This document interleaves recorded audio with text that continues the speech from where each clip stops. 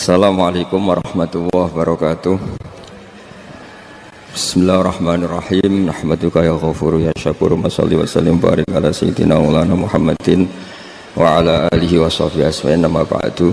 Di barokahnya Nur Islam itu di seluruh dunia itu mengkaji Nur Islam, ya, mengkaji di semua sistem dunia. Seorang di semua sistem dunia, termasuk di Amerika itu kalau nangani sesuatu ya pakai Nur Islam, meskipun mereka tetap non Muslim. Ya tadi misalnya harus cuci tangan, misalnya ngadepi penyakit harus cuci tangan, harus ini, tetap akhirnya ngakui bahwa jauh sebelum ada penyakit saran Kanjeng Nabi, tiap kamu bangun tidur kamu harus cuci tangan.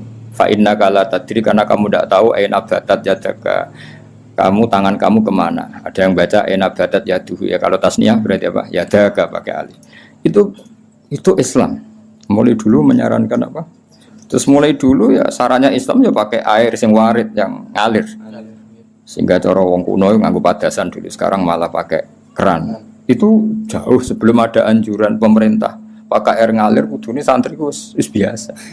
Jadi banyak ilmu yang menurut mereka baru, cara santri itu ya biasa aja, karena memang kita hidupnya kan sudah bener, sudah waras. Sehingga bener kan nasibnya. Nah, pola hidup kita ini sudah waras, sudah bagus. Nah, soal solusi sosial malah gampang lagi.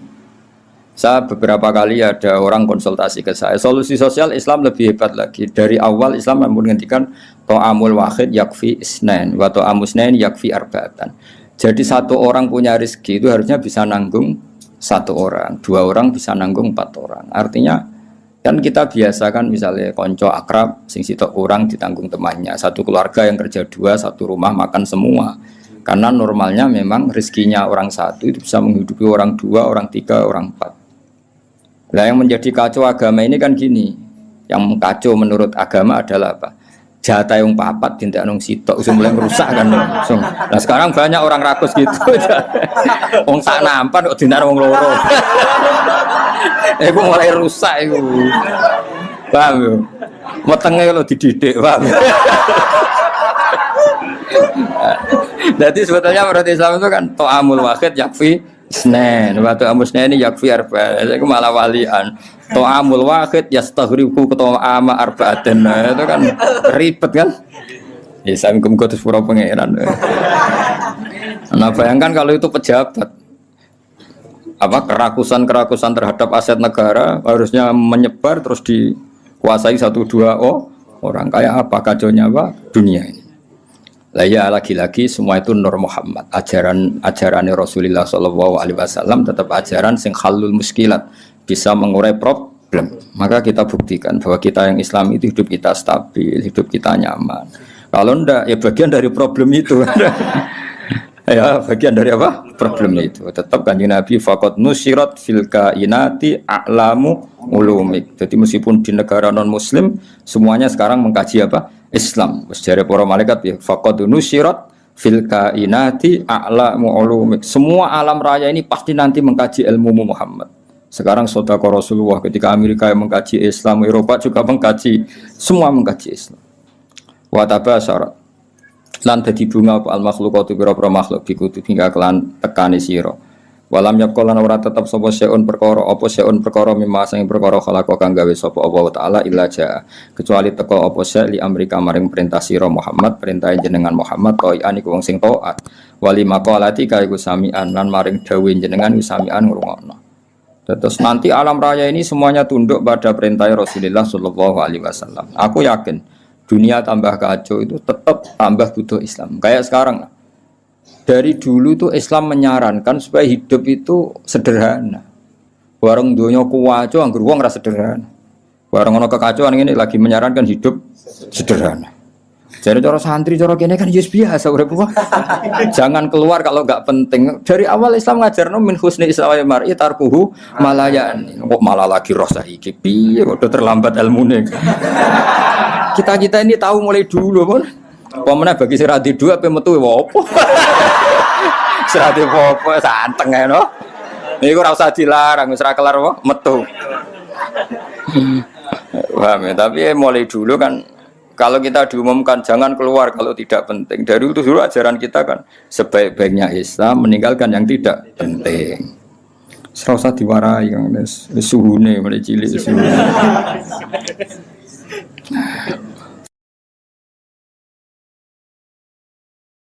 Fasaya tikal bari mulai cerita mujizat. Fasaya tika mongko bakal teko kang sira pal bairu unta.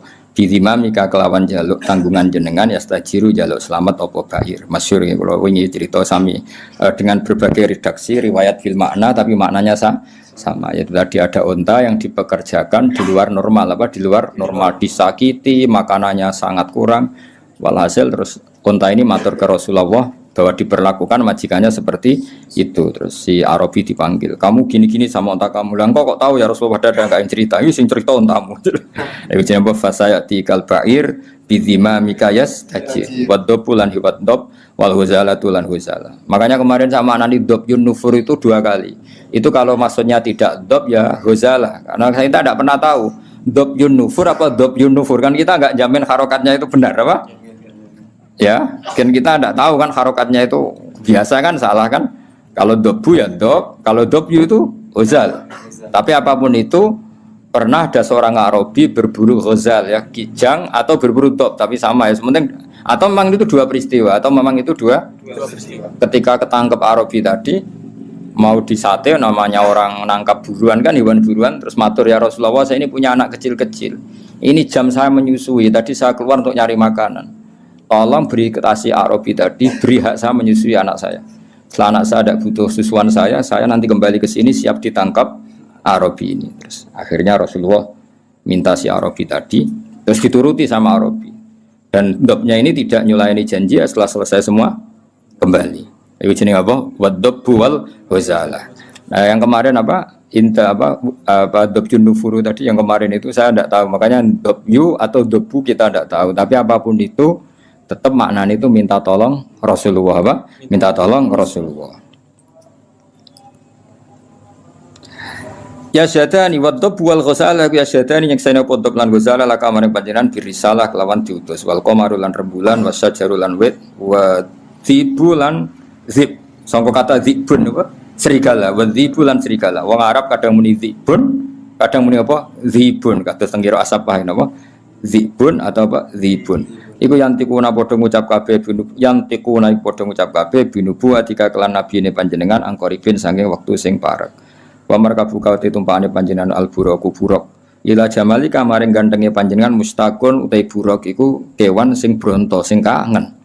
Ya dadi buruk itu sangat rindu supaya dinaiki Rasulullah sallallahu alaihi wasallam. Wa Jibrilu ta Jibril syawus wa Jibrilu ta Jibril syawusu mamlate ketika kang ngatur sistem kerajaan. Jadi kemana Jibril mitranya Nabi sing ngatur alam raya ini iku qot a'lana. Teman-teman maklumat sapa Jibril bizikrika kelan nyebut panjenengan fil afaq dalam pejajane langit.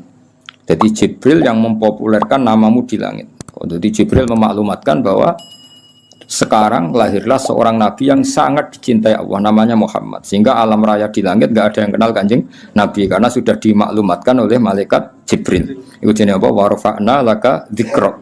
Wal qamaru rembulan makmurun dan perintahna laka maring sira bil insyikaki kelan pecah. Ketika orang kafir menuntut mukjizat, minta bulan itu dipecah dan itu pernah terjadi iqtarabatis sa'atu wan syaqqal qamar. Wa kullu man kabehane wong fil kauni ing dalam alam raya ku mutasawwiqun bronto kabeh, bronto rindu yang sangat iku. Wong Arab nak darani syauqun.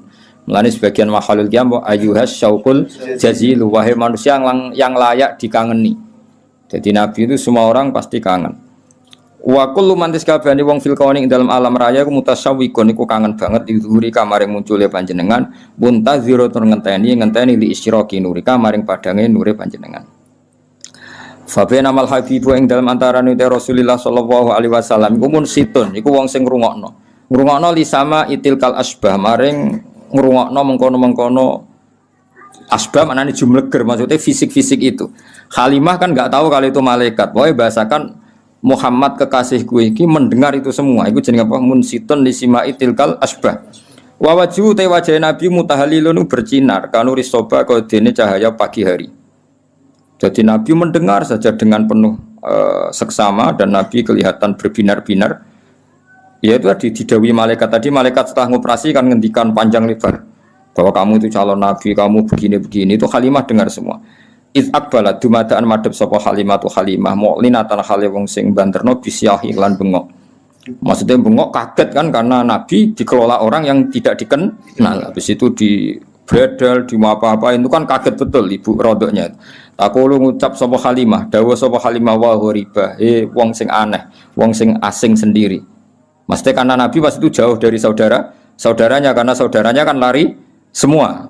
Ya ketika melihat malaikat tadi kan saudaranya lari semua, berarti Nabi sendiri. Wong Arab namuni wa ghoriba, napa? Wa ghoriba. Faqalat mongko dawuh sapa al malaikat ya Muhammad ya Muhammad ma anta bi ghorib. Ma anta ora ana te sira bi ghoribin kelan wong sing dhewean, bal anta te sira minallahi ghoribun parek. Wa anta te sira lahu maring Allah, wa anta te panjenengan lahu maring Allah sofiyun pilihan wa habibun lan kekasih. Ketika Halimah muni wa ghoribah, jari malaikat, tenang kamu Muhammad, kamu tidak sendiri, kamu dekat sama Allah. Ya tentu perasaannya Halimah sama malaikat kan beda. Qala Halimah wa wahidah, duh wong sing dhewean. Tentu cara Halimah Nabi Muhammad itu posisi sendiri karena saudaranya lari semua. Faqalat moko dawuh sapa al malaikatu malaikat ya Muhammadu ma anta biwahid. Ma anta ora ana sira biwahidin kelan dhewean. Bal anta uta sira iku sahibut ta'yidi wong kang duweni kekuatan. Wa anisu ka te koncone sira iku alhamidul majid dat sing hamidul majid. Ya, tapi problemnya malaikat kan enggak bisa ngomong ke Halimah gak nabi. Halimah boten apa? Nabi mau matur nang Kanjeng Nabi ora mat kira dhewean tenang wae, kowe dibarengi pangeran sing alhamidul majid. Wa ikhwanuka te dulur sira ku ikhwanuka ya dulur sira minal malaikat sing para malaikat wa ahli tauhid lan ahli tauhid. Soal dulurem do mlayu dulur rodok ke tenang ae. Kabeh malaikat, kabeh ahli tauhid ku dulur. Iki dawuhe malah terus qalat Halimatu wa yatimah. Yes nak ngono segaruan status yatim. Faqalatil malaikatu lillahi darruka min yatim. Lillahi kagungane Allah sarasan darruka uta nikmat sira. Mana darun puan. Maksudnya puan ku nikmat sira min yatimin. Ya enggak apa-apa kamu yatim tapi yatim terbaik. Fa inna qadraka monggo sak temne kadar sira inda wa munggu Allah iku azimun iku agung. Ini cerita Nabi ketika ketemu Nabi Adam. Fa idza nazara qibala yaminih dhahika. Fa idza nazara qibala shimalih baka. Nabi Adam ketika melihat ke kanan tuh senyum-senyum, senang sekali. Tapi kalau kau melihat ke kiri itu nangis. Lalu Rasulullah SAW tanya ke malaikat Jibril, itu siapa? Itu Adam. Dan yang kelompok di kanan itu ahli surga, maka beliau kalau melihat senang sekali. Dan kalau yang di kiri itu ahli neraka, kalau beliau melihat itu susah sekali. Artinya apa? Betapa susahnya jadi Nabi Adam itu. Jadi kalau misalnya ada koruptor ketangkep gitu ya, yang nangkep ya cucunya, yang ditangkep juga cucunya. Kalau kita punya anak 10 itu, terus yang satu misalnya nyuri milik temannya, milik saudaranya itu, sing naboi ya anaknya, yang ditaboi juga anaknya. Kayak apa terseksanya seorang Nabi Adam? Karena nggak punya pilihan, pasti dari sekian kasus dolim dan mazlum, yang mendolimi maupun yang didolimi itu pasti anak cucunya. Jadi betapa susahnya seorang Nabi Adam. Jadi termasuk kearifan kita sebagai manusia itu belajar dari takdir yang kita hadapi, yaitu keterbatasan kita sebagai manusia. Kita harus bisa ngelola kegagalan, terima kodok kodar. Makanya kata Mbah Mun, abahnya Gus Yasin itu sering cerita ke saya, iman itu paling dhuwur itu iman kodok kodar, khairihi wa syarrihi minallah. Kita harus punya kesiapan iman khairihi wa syarrihi minallah.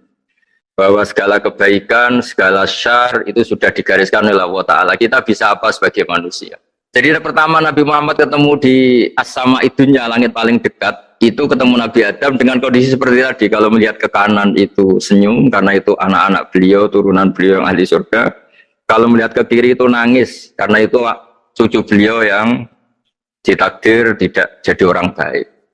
Artinya kalau ada peristiwa sosial apa saja, yang satu zalim, yang satu mazlum, atau yang satu benar, yang satu salah, atau sama-sama benar tapi salah paham, itu semua adalah cucu Nabi Adam alaihi salam, dan itu membuat beliau kadang-kadang dohika, kadang-kadang senyum, kadang-kadang baka, kadang-kadang nangis.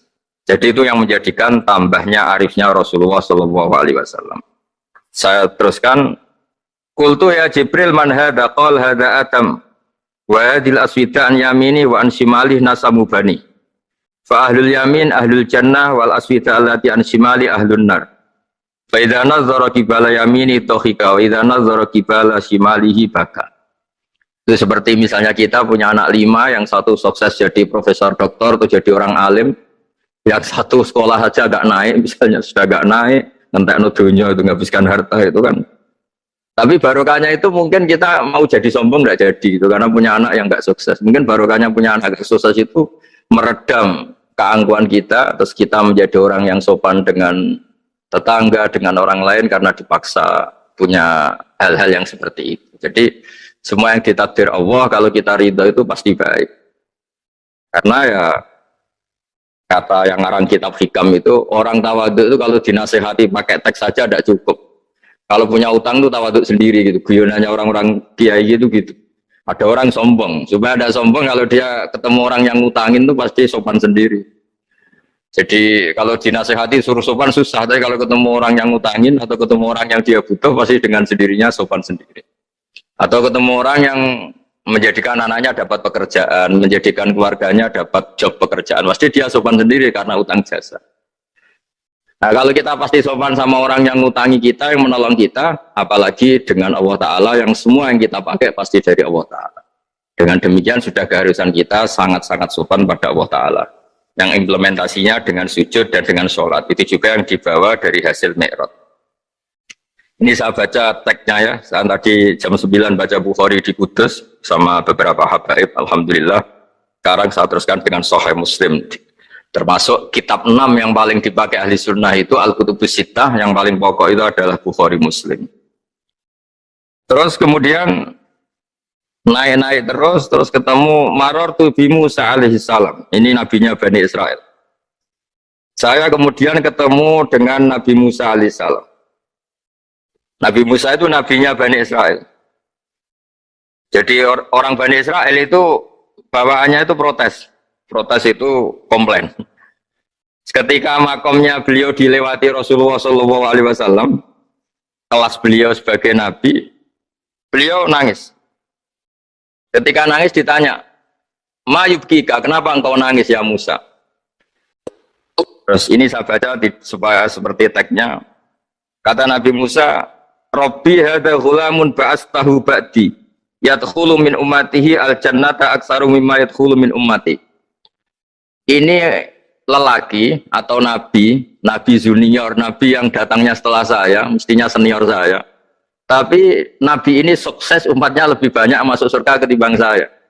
Ini yang bikin saya nangis. Jadi pikirannya Nabi Musa kalau beliau senior, beliau lebih dulu ya umatnya lebih banyak masuk surga. Ternyata enggak, masih banyak umatnya Rasulullah SAW. Dan ini gaya beliau yang suka protes itu berkah karena protesnya orang soleh. Saya ulang lagi, apa-apa kalau dilakukan orang soleh itu pasti barokah. Ketika Rasulullah dapat perintah 50 sholat, itu Nabi Ibrahim pertama yang dilewati karena di langit paling atas dibanding nabi-nabi yang lain. Itu Nabi Ibrahim diam karena beliau tidak punya tradisi protes. Semua nabi diam karena Allah memerintahkan pasti sudah bagus lah, sudah diukur kekuatan hambanya. Tapi ketika Nabi Musa, beliau orang pertama komplain. Dapat apa kamu ya Muhammad? Dapat 100 sholat, dapat 50 sholat. Apa komentar Nabi Musa? Umat saya lebih gagah-gagah, lebih keren-keren. Pernah saya uji itu tidak ada yang mampu, apalagi umat kamu. Maka kamu mintalah keringanan. Fas'alhu takhfif, kamu harus minta keringanan. Masyhur itu riwayat itu. Kemudian Nabi minta keringanan sama Allah dipotong hanya 5. 5 masih 45, dipotong lagi 5 masih 40 sampai 9 kali pemotongan. Akhirnya jadi 5 sholat. Itu satu menjadi pelajaran bahwa hubungan dengan Allah Ta'ala itu tidak perlu malu karena Allah itu suka dimintain.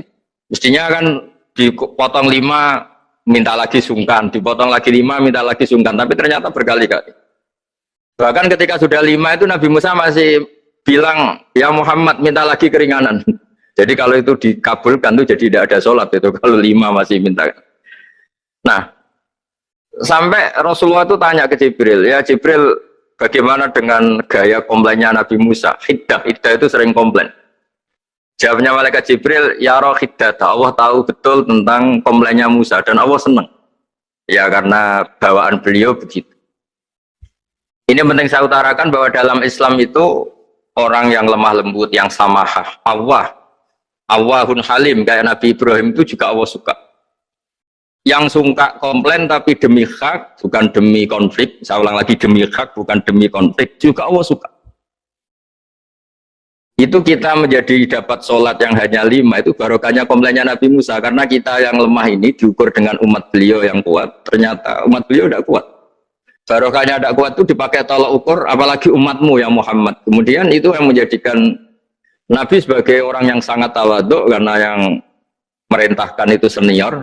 Meskipun kita tahu Nabi Muhammad itu Sayyidul Awwalin wal Akhirin, tapi secara lahir, secara jusmani beliau lahir paling belakang, dan secara lahir juga beliau Nabi paling terakhir. Jadi secara hukum adab beliau harus sopan.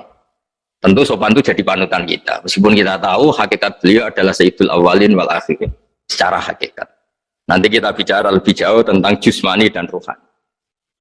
Nah akhirnya keturutan sampai 5 sholat yang kita lakukan sekarang itu barokahnya komplainnya Nabi Musa.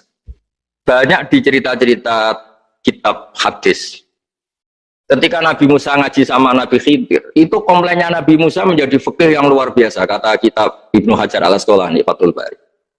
Ketika beliau ngaji sama Nabi Khidir, kemudian Nabi Khidir itu dipinjemin perahu sama masyarakat. Sudah dipinjemin karena beliau majanan ya, dikasih gratis.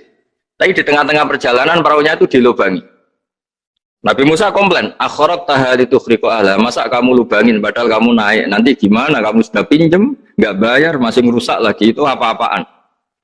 Nabi Khidir ya rileks saja, ilmu kamu belum cukup untuk menganalisis ini. Begitu juga ada 3 peristiwa yang Nabi Musa itu selalu komplain. Apa yang dikatakan Ibnu Hajar al-Asqalani itu kitab yang sangat bagus sekali. Justru dengan protes itu Nabi Musa punya kelas di atas Nabi Khidir, karena orang nggak boleh sukut alal mungkar, karena secara fikih orang itu tidak boleh mendiamkan sesuatu yang buruk. Kita tahu dalam aturan fikih di antara kewajiban kita adalah ingkarul mungkar, mengingkari sesuatu yang memang harus diingkari. Ya meskipun tentu tidak dengan sikap destruktif yang merusak dan apa, tapi yang nggak baik tentu kita ingkari. Perilaku Nabi Khidir yang melubangi perahu yang tidak miliknya, padahal yang punya perahu sudah menonton, itu perilaku yang nggak baik. Sehingga Nabi Musa protes. Justru protesnya Nabi Musa ini menjadikan beliau selalu di kelas fikih terbaik, yaitu ingkarul mungkar, mengingkari barang yang harus diingkari. Tapi tentu Nabi Khidir juga nggak salah, karena beliau punya perhitungan di depan nanti itu ada begal-begal, ada kekuatan yang nggak baik, yang selalu akan membegal perahu-perahu yang kondisinya sempurna. Nabi Khidir punya perhitungan, kalau ibarat mobil ini spionnya kok nggak dipecah, nggak diambil, itu termasuk mobil bagus, pasti digarong. Tapi gara-gara spionnya dipecah dulu sama Nabi Khidir, terus depannya dilumuri apa supaya agak menarik, ini selamat. Jadi perhitungannya Nabi Khidir, wa kana wara'uhum maliku ya'khudhu kulla safinatin ghusba. Di beberapa tafsir diartikan safinah ay sholihah, karena di depannya nanti akan ketemu orang-orang yang dolim yang selalu ngambil perahu-perahu yang bagus. Caranya gimana supaya perahu itu gak diambil? Ya karena mereka hanya ngambil yang bagus, ya dirusak dulu supaya gak bagus. Kalau ya gak bagus nanti lolos dari garong tadi, dari pengambilan secara dolim tadi. Jadi Nabi Khidir gak salah karena ada visi seperti itu. Nabi Musa protes juga gak salah karena memang tugasnya fikih itu ingkarul mungkar, mengingkari barang yang memang gak benar. Nah, di sini seperti yang dikatakan Gus Yasin, kita harus bisa ngelola perbedaan, ngelola beda sudut pandang dan sebagainya. Sehingga kita selalu dapat nikmat Allah Ta'ala, wa allafa baina qulubihim, nikmat yang kita asik, kita hidup asik, nyaman. Doa-doa bapak-bapak saya, guru-guru kita sering ijazai setiap ketemu teman atau keluarga disuruh berdoa, Allahumma alif baina qulubina wa aslih dzata bainina. Semoga hubungan kita dengan orang lain itu baik-baik saja dan semua konflik kita dibenahi oleh Allah Subhanahu wa taala. Karena kita tidak pernah tahu ya, kita miskin kadang dianggap problem karena takut membebani tetangga. Tapi kita kaya juga kadang dianggap problem karena orang lain takut kalah dengan kita. Kita tidak pernah tahu cara pandang orang lain. Jadi kadang-kadang kita menang gitu, sama yang seneng dikira kita pemikir serius. Tapi sama yang nggak seneng dikira kita merengut. Kita guyon, kata yang seneng itu luar biasa. Kita dianggap orang yang ceria. Bagi yang nggak seneng dianggap arogan. Jadi kita tidak pernah bisa ngelola pikiran orang lain. Nah, barokahnya rahmat Allah yang tidak terbatas, kita seperti ini. Dan itu digambarkan oleh Allah Ta'ala ketika ketemu antar Nabi. Itu cara pandang ya beda-beda. Nabi Ibrahim itu kalau melihat orang yang nggak benar, itu ya ngendikane faman tabi'ani fa innahu minni wa man asani fa innaka ghafurur rahim. Ya Allah, yang ikut saya ya karuan kelompok saya, yang tidak ikut saya semoga engkau banyak mengampuni mereka. Nabi Nuh beda sekali cara pandang. Nabi Isa ubudiyah murni. Ketika melihat orang yang enggak benar, beliau tidak ngambil sikap. Beliau ngendikan intu adzibhum fa innahum ibadu. Kalau engkau siksa nggih monggo Gusti, itu hamba-hamba jenengan, itu terserah jenengan. Wa in taghfir lahum, kalau engkau ampuni nggih monggo, jenengan yang punya pertimbangan lebih bijak. Dan itu yang dalam banyak hadis ketika Rasulullah SAW melihat umatnya di akhir zaman yang macam-macam, Nabi ngambil sikap kayak sikapnya Nabi Isa. Sebagian riwayat Nabi mengatakan fa'aqulu kama qala al-abdus soleh. Saya akan ngambil sikap kayak sikapnya al-abdus soleh. Di hadis itu diredaksikan yaitu dengan redaksi intu adzibhum fa innahum ibaduk wa in taghfir lahum fa innaka antal azizul hakim. Ya, saya teruskan. Kemudian akhirnya Rasulullah SAW sampai ke Sidratil Muntaha. Wa ra'aitu Ibrahim alaihi salam wa ana asbahu waladih bih. Ketika ketemu Nabi Ibrahim, hubungan Rasulullah itu sangat emosional. Beliau yang pertama diceritakan, saya ketika ketemu Nabi Ibrahim itu senang sekali karena ternyata saya ini cucu beliau, turunan beliau yang paling mirip beliau. Jadi ini unik, dari sekian peristiwa besar, peristiwa langit, kemudian Nabi ada hubungan emosional yang luar biasa ketika ketemu Nabi Ibrahim. Pertama yang dikatakan Nabi, wa ana asbahu waladihi. Saya adalah cucu yang paling mirip beliau. Dan ini kita tahu akhirnya di semua syariat kita istilah resminya itu anit tabi millata Ibrahim hanifah. Di istilah resmi agama kita millata abikum Ibrahim, agama leluhur kamu Ibrahim. Kita ketika baca sholawat Allahumma sholli ala sayyidina Muhammad, terusannya juga kama sholli ta'ala sayyidina Ibrahim wa ala ali Ibrahim. Dan seterusnya. Kemudian yang terakhir saya cerita secara akidah Ahlussunnah wal Jamaah yang dianut oleh Imam Asy'ari dan Maturidi.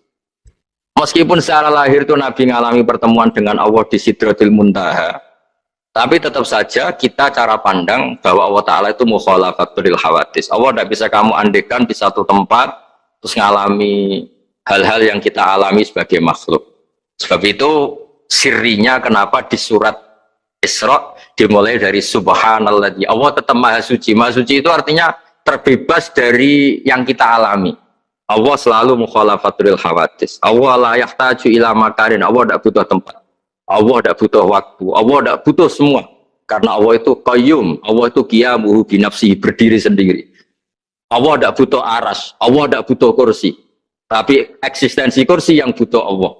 Allah tidak butuh aras, tidak butuh kursi, tidak butuh langit, semuanya itu berdiri karena Allah, bukan sebaliknya Allah berdiri di atas semuanya. Sehingga kita mulai kecil diajari Allah itu siapa? Al-Qayyum, kalau bahasa kita qiyamuhu binafsi, selalu berdiri sendiri, dan Allah itu Al-Ghaniyul Mutlaq, nggak butuh yang lain. Di sini pentingnya selalu Nabi ngintikan subhanallah, beritanya tetap Allah itu maha suci, Allah maha besar, Allah maha agung, dan keagungannya diantara ditandai dia punya sifat yang tidak sifat kita. Dia punya keabadian yang tidak bisa kita miliki. Dia punya semuanya yang tidak kita miliki. Itu sebab itu dimulai subhanalladzi asra bi 'abdi lailam minal masjidil haram. Jadi kata subhana ini maha suci itu maha suci dari tempat, dari waktu, dari apa saja. Meskipun Allah punya adat, punya sunnah memperlakukan hambanya itu dengan logika atau bayangan yang dibayangkan seorang hambanya. Sehingga seakan-akan kita ini ya ketemu, seakan-akan kita bisa ini melihat, sehingga di surga disebut kita ini melihat Allah. Tapi semua ahli sunnah mengatakan, tapi kamu melihat Allah itu tetap saja bila kaifin walan khisorin, tidak bisa terus menciri. Menciri itu bisa membatasi sifatnya Allah itu berdiri-biri, tidak bisa. Tetap Allah itu la tudrikul absar wa huwa yudrikul absar. Tapi kita bisa disebut melihat dengan kemakhlukan kita yang profan. Di surga disebut melihat, tapi bukan melihat yang kayak kita melihat antar makhluk yang terus bisa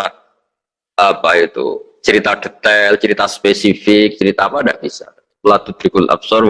Ini hebatnya ulama-ulama kita, selalu cerita Mi'raj, cerita nazar ila wa fil jannah, melihat Allah di surga, tapi bersamaan dengan itu selalu cerita Allah itu mukhalafatul hawadis, Allah itu laisa kamislihi syai'un. Jadi terima kasih Gajang, utamanya pada Gus Yasin dan yang membantu semuanya.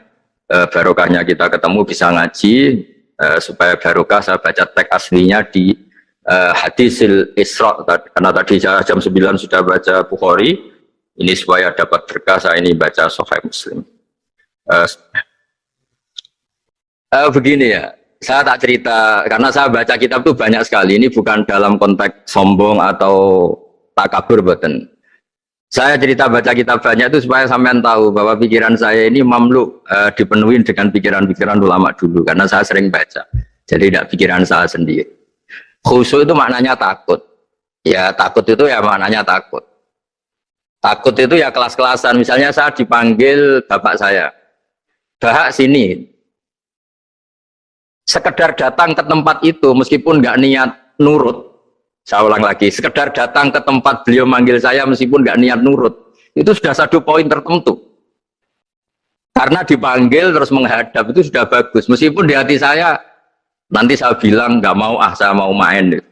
Tapi itu sudah poin tersendiri. Karena bandingannya akbala dalam bahasa Arab itu adbaro. Adbaro itu dari kata dubur, dubur itu membelakangi. Daripada misalnya dipanggil Bahak sini, malah lari menjauh, membelakangi. Kalau dalam bahasa Arab adbaro, adbaro itu menjadikan duburnya di belakangnya. Makanya bandingannya akbala itu menghadap dengan muka. Kalau adbaro orang di belakangi pakai duburnya. Makanya dalam bahasa Arab disebut adbaro. Nah, sehingga terburuk dari seorang hamba itu adbaro, dipanggil ndak moro, dipanggil ndak menuju yang dipanggil, malah menjauh. Nah menjauh ini dalam bahasa Arab itu kadang dibahasakan tawalla. Tawalla itu mengu itu menghindari, atau adbaro, membelakang. Jadi kalau Anda sholat kok masih sering salah, dan saya yakin semua orang juga gitu, kalau nggak nabi, nggak wali itu ada ya kesalahan-kesalahan yang tidak fatal-fatal banget, karena ada kebaikan yang Anda lakukan, yaitu ketika Anda dipanggil, Anda istijabah, Anda mengiyakan dengan menghadap. Ya itu sudah bagus. Nah setelah menghadap ternyata disuruh apa itu tidak nurut. Disuruh apa gak nurut itu satu kesalahan yang tidak mengganggu poin pertama tadi, Anda menghadap. Sehingga banyak cerita di hadis-hadis, ada sahabat yang zaman itu tidak soleh-soleh banget. Zaman itu ketika Nabi, saya ini mau sholat ya Rasulullah, tapi jangan diminta berhenti dari begini-begini. Beliau menyebutkan sekian kemungkaran sahabat tadi. Nabi komentarnya itu sayan hahumayakul.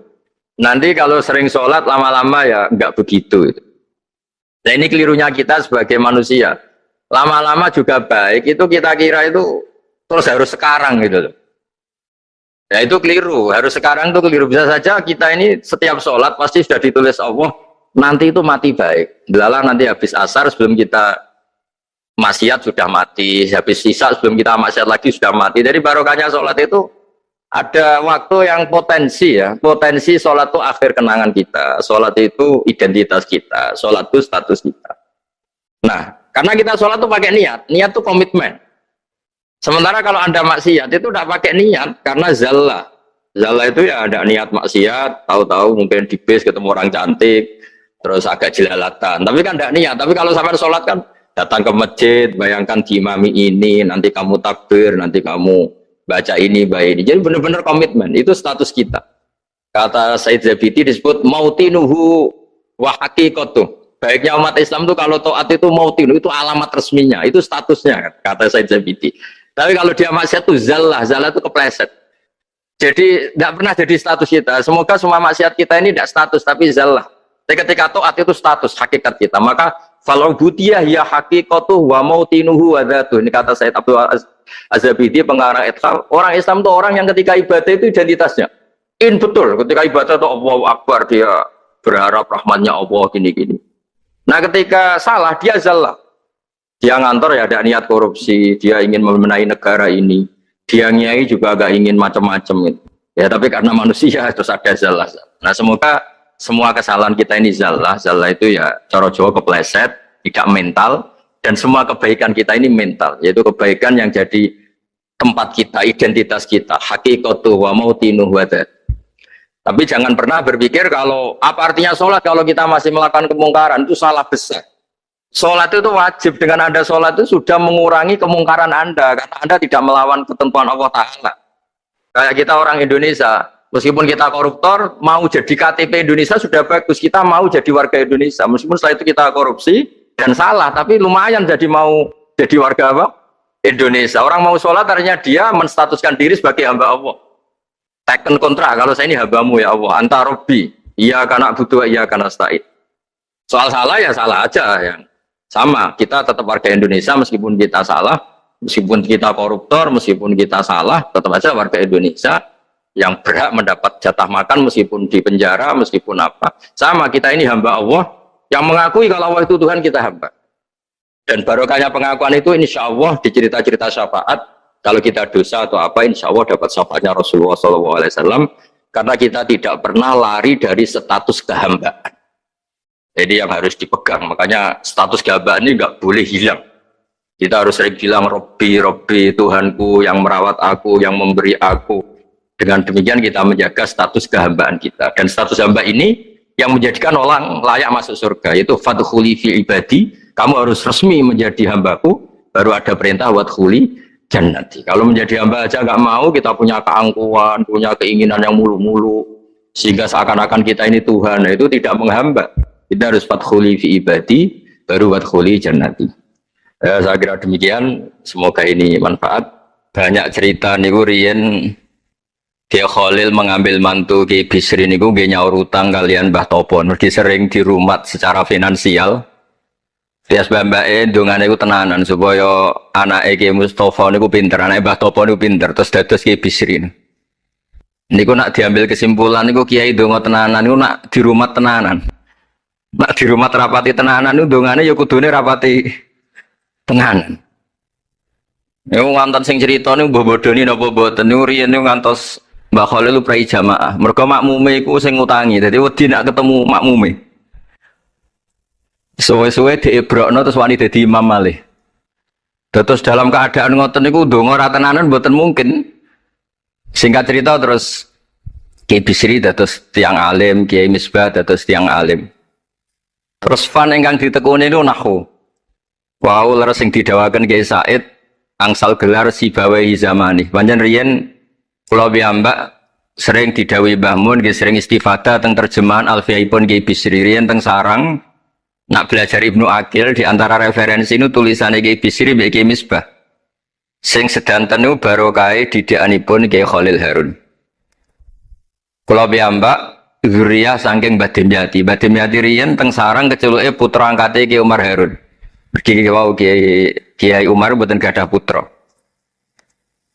Kalau cerita silsilah sing radi serius. Terus niki wali ane Gus Yofur wau mun rilek niki kalau sing cerita serius. Riyen syaraté wong alim niku sinau riyen, sinau badhe niku diskusi kalian sing sak level. Badhe niku nembe ngaji. Sehingga nak ngaji kantun nyocokno niki kangge santri-santri Rodotul Thalibin. Terus kisah hal sebelum ngaji Mbah Zubair niku sinau riyen. Misale piyambake macane tajibu, mungkin kiai ini maca tajibus sholatu. Mungkin diskusi terus ngaos Mbah Zubair. Angger macane wis kembar terus berarti aku wis pinter. Karena yang memutuskan rofa nasab itu tidak kiainya tapi dia. Dados kantun nyemak. Ki bengi tak waca rofa kok kiai ku rofa, berarti ilmuku wis padha. Aku maca nasab kok kiai ku nasab berarti padha. Aku maca jer kiai ku jer wis padha. Nah santri-santri kan boten ngaji boten persiapan.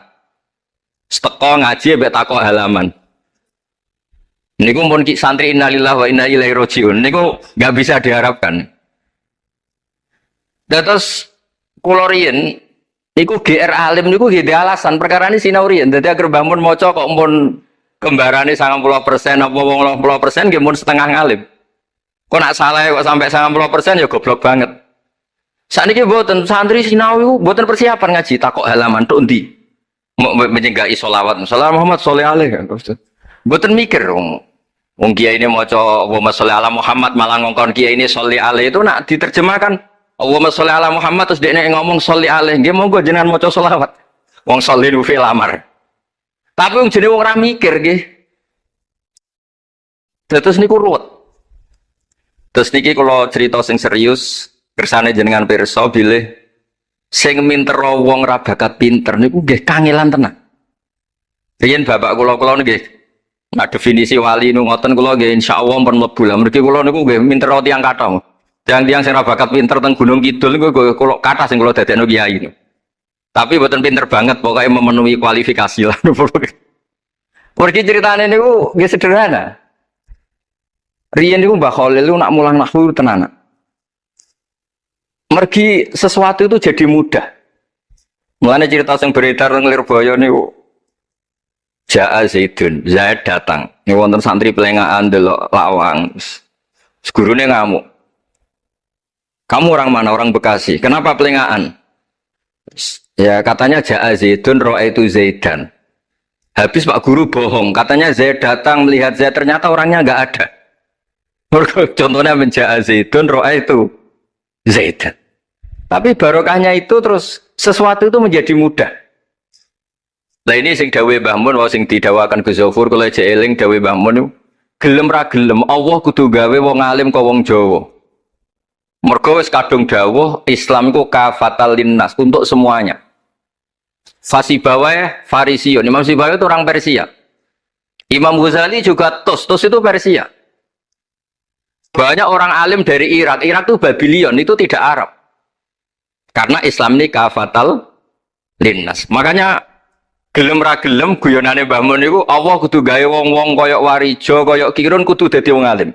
Guling-gilingan nak Islam tidak milik orang Arab saja tapi kafatal linnas. Niku ana cara paham. Dadi pun dadi janjine pangeran. Mulane sing mondok Arab nggih monggo, sing mondok pundi mawon nggih monggo, tapi Kiai Jawa tetep ndek jatah alim. Mergo niku mpun kuota. Mpun kuota. Terus riyen Mbah Fadl sing diceritakno Gus Zofur niku tiyang alim mboten mondok teng putih-putih teng Jawa. Mbah Sahal riyen alime nggih mondoke di antarane teng Sarah. Mergo mun jatah. Islam iki dawuh Mbah Mun kafatal linnas. Mulane Allah kudu gawe wong alim-alim sing wong Persia, wong Jawa, wong Cina. Tiang si Imam Sibawa niku mboten tiyang Arab. Mulane piyambake ra difrustasi nek debat mbek wong Arab. Masyhur riyen ada ahli nahwi sing tiang Arab namanya Kisai yang mbak Sibawa tiang Persia niku didu kalian seorang raja di depan umum kan moco qad kuntu azunnu annal aqrab asyaddulas atan minaz zambur faidan huwa hiya atau faidan huwa iya dari Imam Sibawa rofa dari Imam Kisai oleh rofa oleh nasok. Terus akhirnya dalam perdebatan itu antuma ro'isa baldatikuma, kamu ini ketua dua negara Anda karena Anda yang terbaik. Lalu famanil hakim, terus keputusan ini di tangan siapa? Kamu orang terbaik di negara kamu semua. Terus yang bilang hadil Arab, ya orang Arab semua ini kita konsensus polling. Semua orang Arab bila Imam Kisai. Karena orang Arab biasa ngendikan iya atau hiya. Akhirnya Imam Sibawa itu frustasi. Mergo dipermalukan di depan umum. Kila karena dalika sababa wafatih, sababa mautih. Bahwa peristiwa itu yang menjadikan Imam Sibawa kabundut. Kok dipermalukan di depan umum. Imam Sibawa keyakinannya tetap bersikeras. Setelah idza fujaiyah itu rofa karena beliau ikut fusha saja. Fa idza hiya hayatun tas'a, fa idza hiya bayda'ul linadirin. Semuanya itu rofa. Beliau enggak bisa nerima konsep nasab. Terus tapi Imam Sibawa yang ngalami dipermalukan itu jadi barokah yang sak dunya. Yaitu karena dia orang Persia, belajar nahwu harus yang fusha saja. Barokahnya itu orang-orang non-Arab itu bisa belajar nahwu.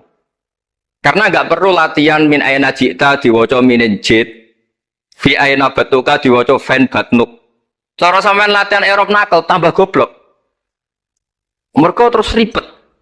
Orang Arab itu kalau orang Jawa mangan, sak piring kok wis wareg itu takok fi aina batnuka itu fen batnuk. Kan tambah pusing, nak temerikan boten. Fi aina batnuka. Min aina jita sehingga ora perlu mikir minin jit. Terus dawe Mbah Mun barokah fusha itu terus nahwu itu bisa digeneralisir. Akhirnya terus pilihannya alfiyah. Kila diantara sing betul alfiyah pertama nu Kiai Khalil Bangkalan. Mergi teng silsilah wau sing dirawakan Kiai Said diantara gurunipun Mbah Khalil Harun Kiai Khalil Bangkalan. Kula piyambak menyaksikan dalam manaqibnya Syekhona Khalil, beliau ngaji sama Said Zaini Tahlan. Sayyid Zaini Dahlan gurune Sayyid Abi Bakar Sato yang ngarang I'anatul Thalibin. Terus kalau misalnya saya pakai sanad Mbah Maimun, Mbah Mun, Mbah Zubair, Mbah Fakih Mas Kumambang, Kiai Mahfud Termas, Sayyid Abi Bakar Sato, Sayyid Zaini Dahlan. Kalau pakai Mbah Mun, Mbah Karim atau Mbah Manap, Syekhona Khalil, ini langsung dugi Sayyid Zaini Dahlan. Jadi a'la sanadan kalau pakai jalur Mbah Mun, Mbah Karim, Syekhona Khalil langsung Sayyid Zaini Dahlan. Sama kalau pakai sanad keluarga sini misalnya Mbah Khalil Harun langsung ke Syekhona Khalil langsung dugi Sayyid Zaini Dahlan. Nah silsilah keulamaan ini penting karena dulu iki cerita mawon. Sing ora bakat ngalim di ngalimno tetep dadi kiai. Sing wis bakat alim di makrifatno. Termasuk makrifate Said Zabidi niku sing nyekseni tiyang Jawa. Ini ku Mbak Abdul Manan. Terus riyen cerita-cerita tentang legenda silsilah Kiai Jawa niku Mbah Hasan Besari ini keluarga kerajaan pun di duit, nggih pun ngertos dunia internasional. Kepengen mondok teng Mekah. Mbah Hasan Besari sing terkenal yo. Akhirnya ngajak kancane namanya Abdul Manan niku tiyang Termes, tiyang desa. Dijak akhirnya mondok teng Mekah dados tiyang alim. Termasuk nderekaken Said Zabidi dugi Mesir, Shahibul Ithaf. Ki Abdul Manan gak ada putra alim alama namanya Ki Abdullah. Ki Abdullah gak ada putra namanya Ki Mahfud. Dugi Ki Mahfud niki cerita sing terkenal niku kepanggih Mbah Munawir. Kila niku murid guru wakila konco. Sing jelas saingan dadi wali perkarane. Mbah Mahfud tuh ora trimo, tapi ora trimo sae hira kalau dalam bahasa Arab gopto ta hira. Sopo sih kok ana wong sak tawafan khatam Quran. Terus sing kula tambahi Gus Sulilak dadi wali ku sak tawafan khatam Quran. Mboten maca ithaf dalu-dalu seneng Gus penggane rokokan dalu-dalu maca kitab malah seneng. Kon molekan. Niku akhirnya kepanggih. Kepanggih terus kila niku Kiai Mahfud pesen Muhammad ini kan beto teng Indonesia. Mulane Gus Muhammad akhirnya dadi Kiai Quran. Di pondokno teng Termas bareng-bareng Bali Maksum, Gus Habib. Niku sedanten terus ngaji Badhe Miati Termas. Kalau nanti diceritani Mbah Mus mriki meledake muridnya Mbah Khalil Harun di antara sebabnya niku Mbah Demyati Termas wafat. Terus sebagian santri-santri ageng udah ngaos teng Kasingan teng Mbah Khalil Harun. Walhasil terus Gus Muhammad itu dados ngapal Quran alim. Terus dipek mantu tiyang sugih namanya Kaji Taslim. Terus akhirnya urip teng Betengan. Gak ada putra Ki Harir samangke wonten Gus Muhammad. Jadi Muhammad bin Harir bin Muhammad bin Mahfud bin Abdullah bin Abdul Manan niku pun dugi Shahibul Ithaf Ithafus Sadat Al-Muttaqin saraipun kitab napa Ikhya niku nak ngarang niki cerita niku nak ngarang jen luar biasa kitab 14 juz niku kabeh berilmu boten dipenuhi cerita-cerita sing boten penting semuanya berkualitas yang paling saya kenang dari dan ini sekaligus kalau terakhir muludan nih yang paling saya kenang dari statement beliau, dari ngendikan beliau itu begini. Wan Nabiyyu sallallahu alaihi wasallam wa in jalla qadru muhtajun ila rahmatihi ta'ala wa fadli. Dari cara pikiran beliau itu umat ini setelah Nabi Isa. Penggemar Nabi Isa itu salah dalam mendudukkan Nabi Isa, berlebihan sampai mengatakan Isa ibnu Wah. Yang benci juga berlebihan sampai mengatakan Isa itu waladuz zina, yaitu orang-orang Yahudi. Tapi kata Said Zabidi, hadil ummah maksumatun min dzalika kullih. Umat ini akan diselamatkan, pecinta Rasulullah Shallallahu Alaihi Wasallam itu akan diselamatkan dari dosa atau kesalahan-kesalahan orang Nasrani melihat Isa. Barokahnya apa? Barokahnya sholawat. Yaitu umat ini wiridan Allahumma sholli ala Sayyidina Muhammad. Allahumma itu pemberi, Muhammad apapun jalla qadruh penerima. Sehingga kita baca sholawat itu sekaligus menunjukkan mahabbah kita ke Rasulullah SAW bahwa beliau makhluk terbaik, manusia terbaik yang paling layak dapat askas sholawat, askat tahiyat dari Allah Ta'ala. Tapi tetap saja Allah ini pemberi, Rasulullah ini penerima. Sehingga umat ini tidak akan mendudukkan Rasulullah setingkat Allah. Yaitu yang disebut burdah da'mat ta'atun nasara fi nabihimi wahkum bima syi'ta madhan fihi wahtakimi. Pokoknya silahkan memuja Nabi Muhammad setinggi langit asal da'mat ta'atun nasara. Tinggalkan kesalahan yang dilakukan orang Nasrani. Nah itu kata Said Zabidi, cukup kowe maca sholawat. Karena dengan baca sholawat berarti Allahumma sholli ala Muhammad Allah pemberi, Nabi apapun agungnya penerima. Jadi sampean nyebut Allah, yaitu Jalla Jalaluh, menyebut akrobu habaibi, akrobu asfi'ahi. Nah itu, ini cerita. Jadi kita ini dididik orang-orang spesial. Saya dididik Mbah Mun, dididik Bapak, dididik guru-guru yang lain. Beliau dididik Mbah Zubair di antara gurunya Mbah Karim, Mbah Fakih dididik Mbah Mahfud dididik Ki Abdullah dididik Ki Abdul Manan. Ki Abdul Manan ini dididik yang ngarang kitab Ithafus Sadatil Muttaqin. Terus di situ diterangkan sanad beliau sampai ila Rasulillah Shallallahu Alaihi Wasallam. Maka dengan seperti ini baca sholawat itu kualitasnya luar biasa. Ini bukan sekedar sholawat. Mari kadang-kadang kita ini kan wong Jawa ya, kayak piye maca sholawat sakmene duwe akeh, maca sholawat sakmene naik pangkat. Ini yang terus cara kula niku apa diberantas iku lumayan gak moro Gunung Kawi. Tapi disetujoni kok kabeh kok dikompensasi materi. Jadi ribet jadi kijowon. Kalau mereka tidak punya sarana tawassul, engkau moro Gunung Kawi itu ya kedusan. Tapi maca sholawat ben dadi bupati engkau nara mandi nang nyalahno sholawat. Jadi kijowon ya bingung. Nah sampean ra bingung berarti rong kiai ya, jadi gapane. Tapi apapun itu dawe Said Zabiti wa Rasul wa Muhammad wa injalla qadruh muhtajun ila rahmatihi ta'ala wa fadlih. Itu mutiara yang luar biasa. Engkang kula dawa matur malih nak ngelem Kanjeng Nabi ku ngelem kaya ulama. Nggih wau kados Said Zabiti. Wong trimo redaksi sing kita baca keseharian, tapi beliau bisa memahami bahwa hadhihi sholawat sighatus sholawat itu sighat sing nyelamatkan hadil ummah ila yaumil kiamat. Cinta kita pada Rasulullah terselamatkan karena kita baca sholawat. Tauhid kita terselamatkan karena Allah al-mu'ti, Rasulullah al-mu'ta. Apapun hebatnya Nabi, posisi yang diberi, yang menerima, pemberinya tetap Allah Subhanahu wa ta'ala. Dan ini cerita-cerita ngaji tahqiq ingkang sanate musalsal ila Rasulillah sallallahu alaihi wasallam. Terus kula suwun seneng Rasulullah nggih wonten sing baca sholawat dengan jumlah besar.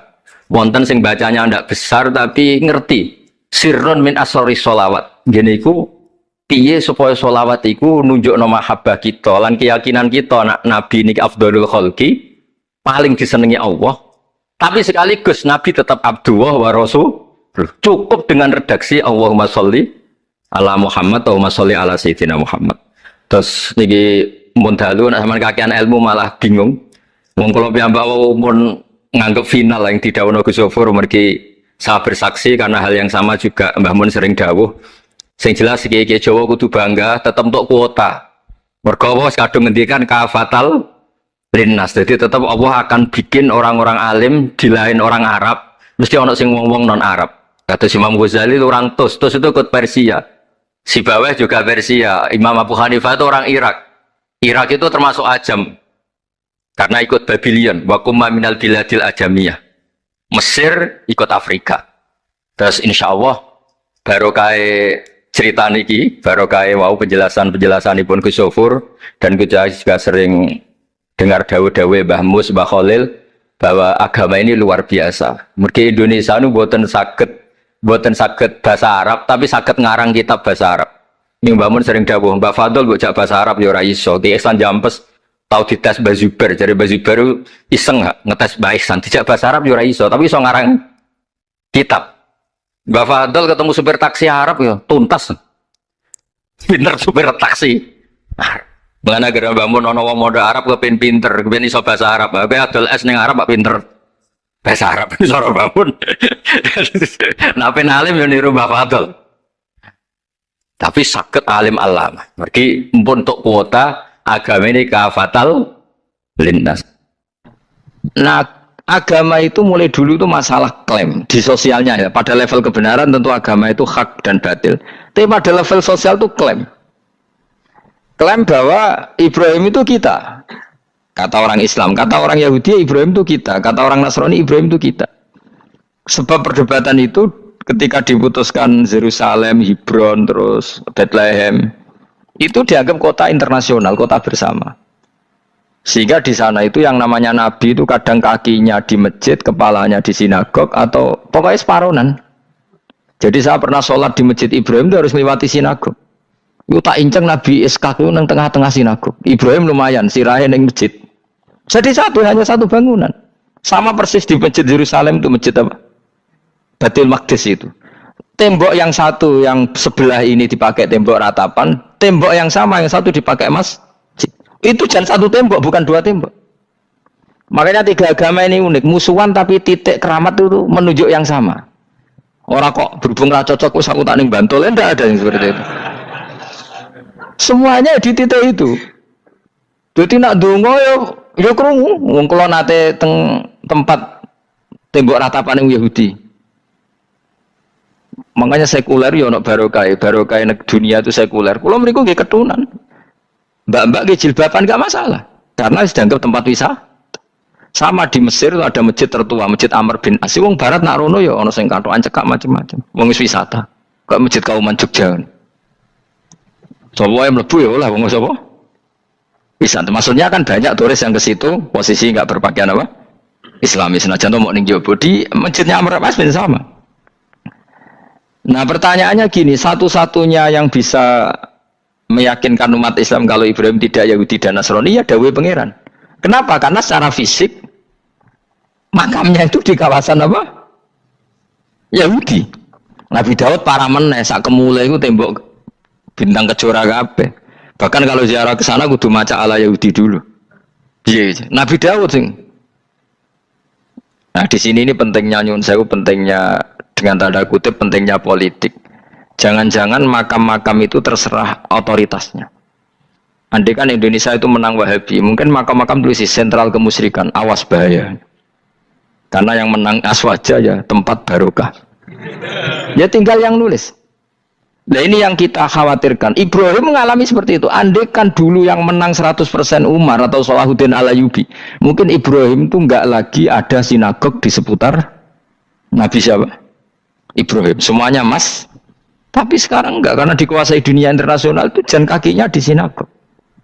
Ishak malah total Ishak itu. Yakub malah total semua tubuhnya di sinagog karena Yakub itu nama lainnya siapa? Israel. Ya, nama lainnya Yakub siapa? Makanya Yakub bin Ishak bin Ibrahim. Lah Yakub punya anak namanya Yahuda. Paham ya? Makanya Yahuda bin Yakub bin Ishak bin Ibrahim. Yahuda punya dulur yang li'ab 12, yang dulur punya dulur li'ab itu 2, Bunyamin sama siapa? Yusuf. Ya Bunyamin Yusuf ini sakit. Yang lainnya berapa? 11. Itu 10 kan berarti 10. Pokoknya bangsa itu berapa itu? Lah itu li'ab hanya berapa? Ada li'ab, ada apa? Sakit. Nah Yusuf nasibnya paling untung Nabi Yusuf. Orang Kristen nama Yusuf sama orang Islam jenenge Gus Yusuf itu banding. Ya. Daniel enggak ya? Keok ya? Sarah? Keok kita. Yusuf banding ya? Non muslim nama Yusuf banyak ya? Islam Kiai Yusuf juga banyak.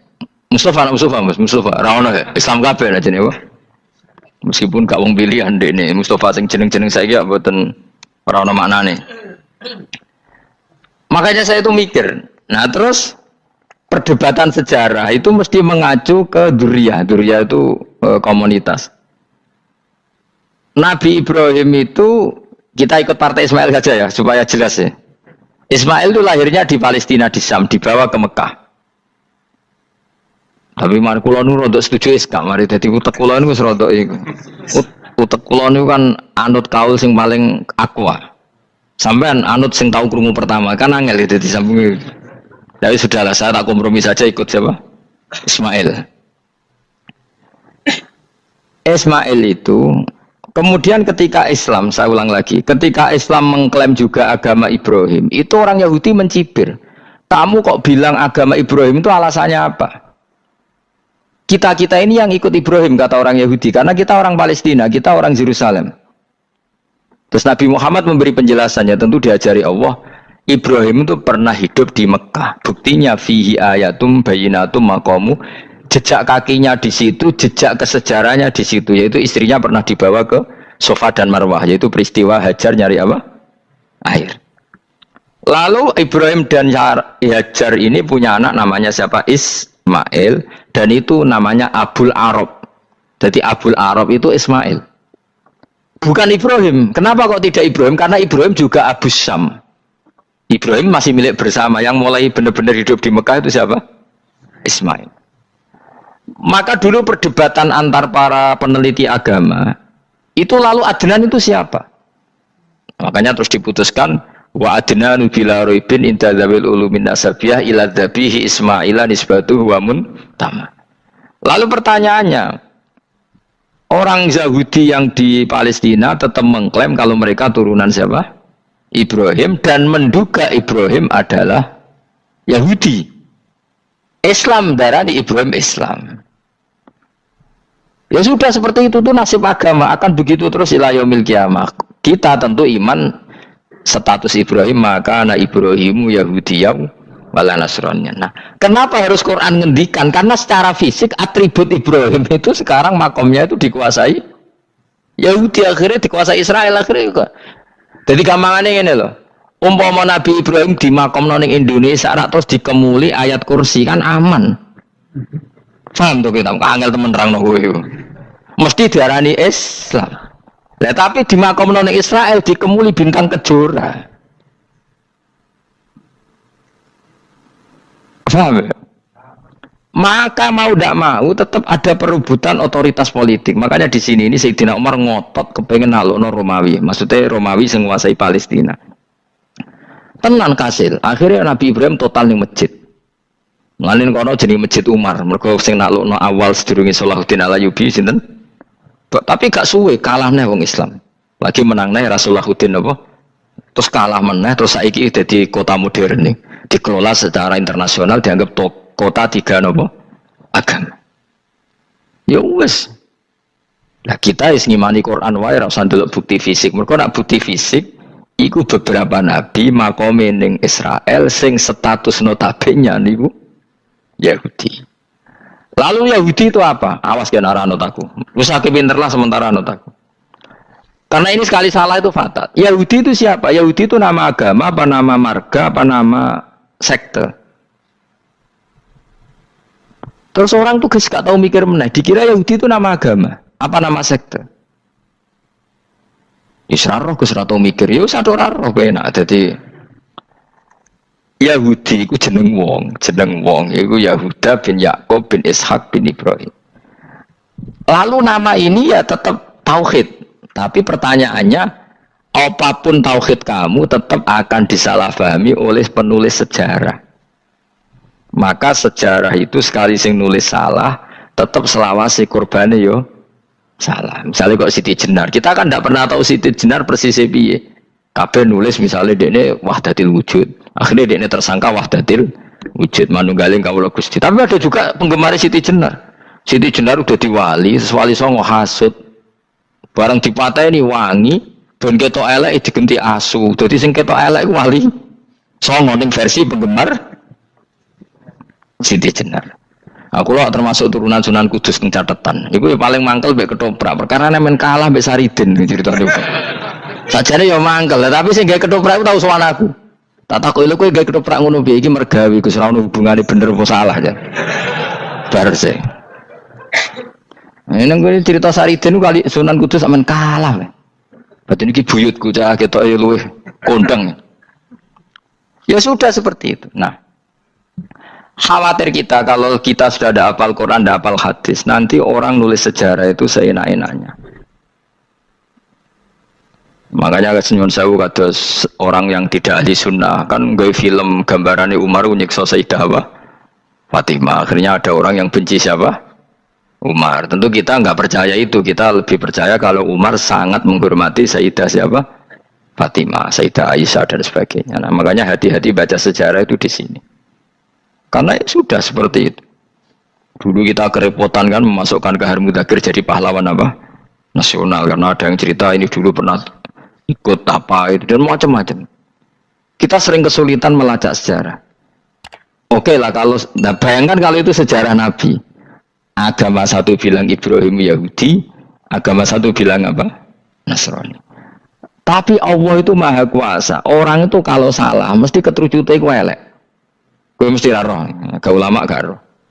Ketika Nabi debat dengan Yahudi, debat dengan Nasrani, itu debatnya itu lucu. Kanjeng Nabi ditanya, "Mat, kamu agamanya ikut siapa?" "Saya pengikut Ibrahim." Lah wong Yahudi ku yo padahal pinter-pintere wong Yahudi wis kadung bakat cerdas. Tapi musuh-musuh pangeran tetap kalah. Jawab wong Yahudi ngene, "Wah, berarti kamu harus hormat saya Muhammad." "Kenapa?" "Kamu ikut siapa agama kamu?" "Ibrahim." "Kan anit tabi millata Ibrahima hanifa millata abikum Ibrahim." "Berarti kamu harus hormat saya Muhammad." "Kenapa?" "Karena panutan kamu Ibrahim itu saja pengikut Nasrani." Sing jarang Yahudi orang Ibrahim pengikut Yahudi. Nabi oleh semua nang ngupal. Mergo ketok goblok e, dadi kadang wong pinter ketok goblok.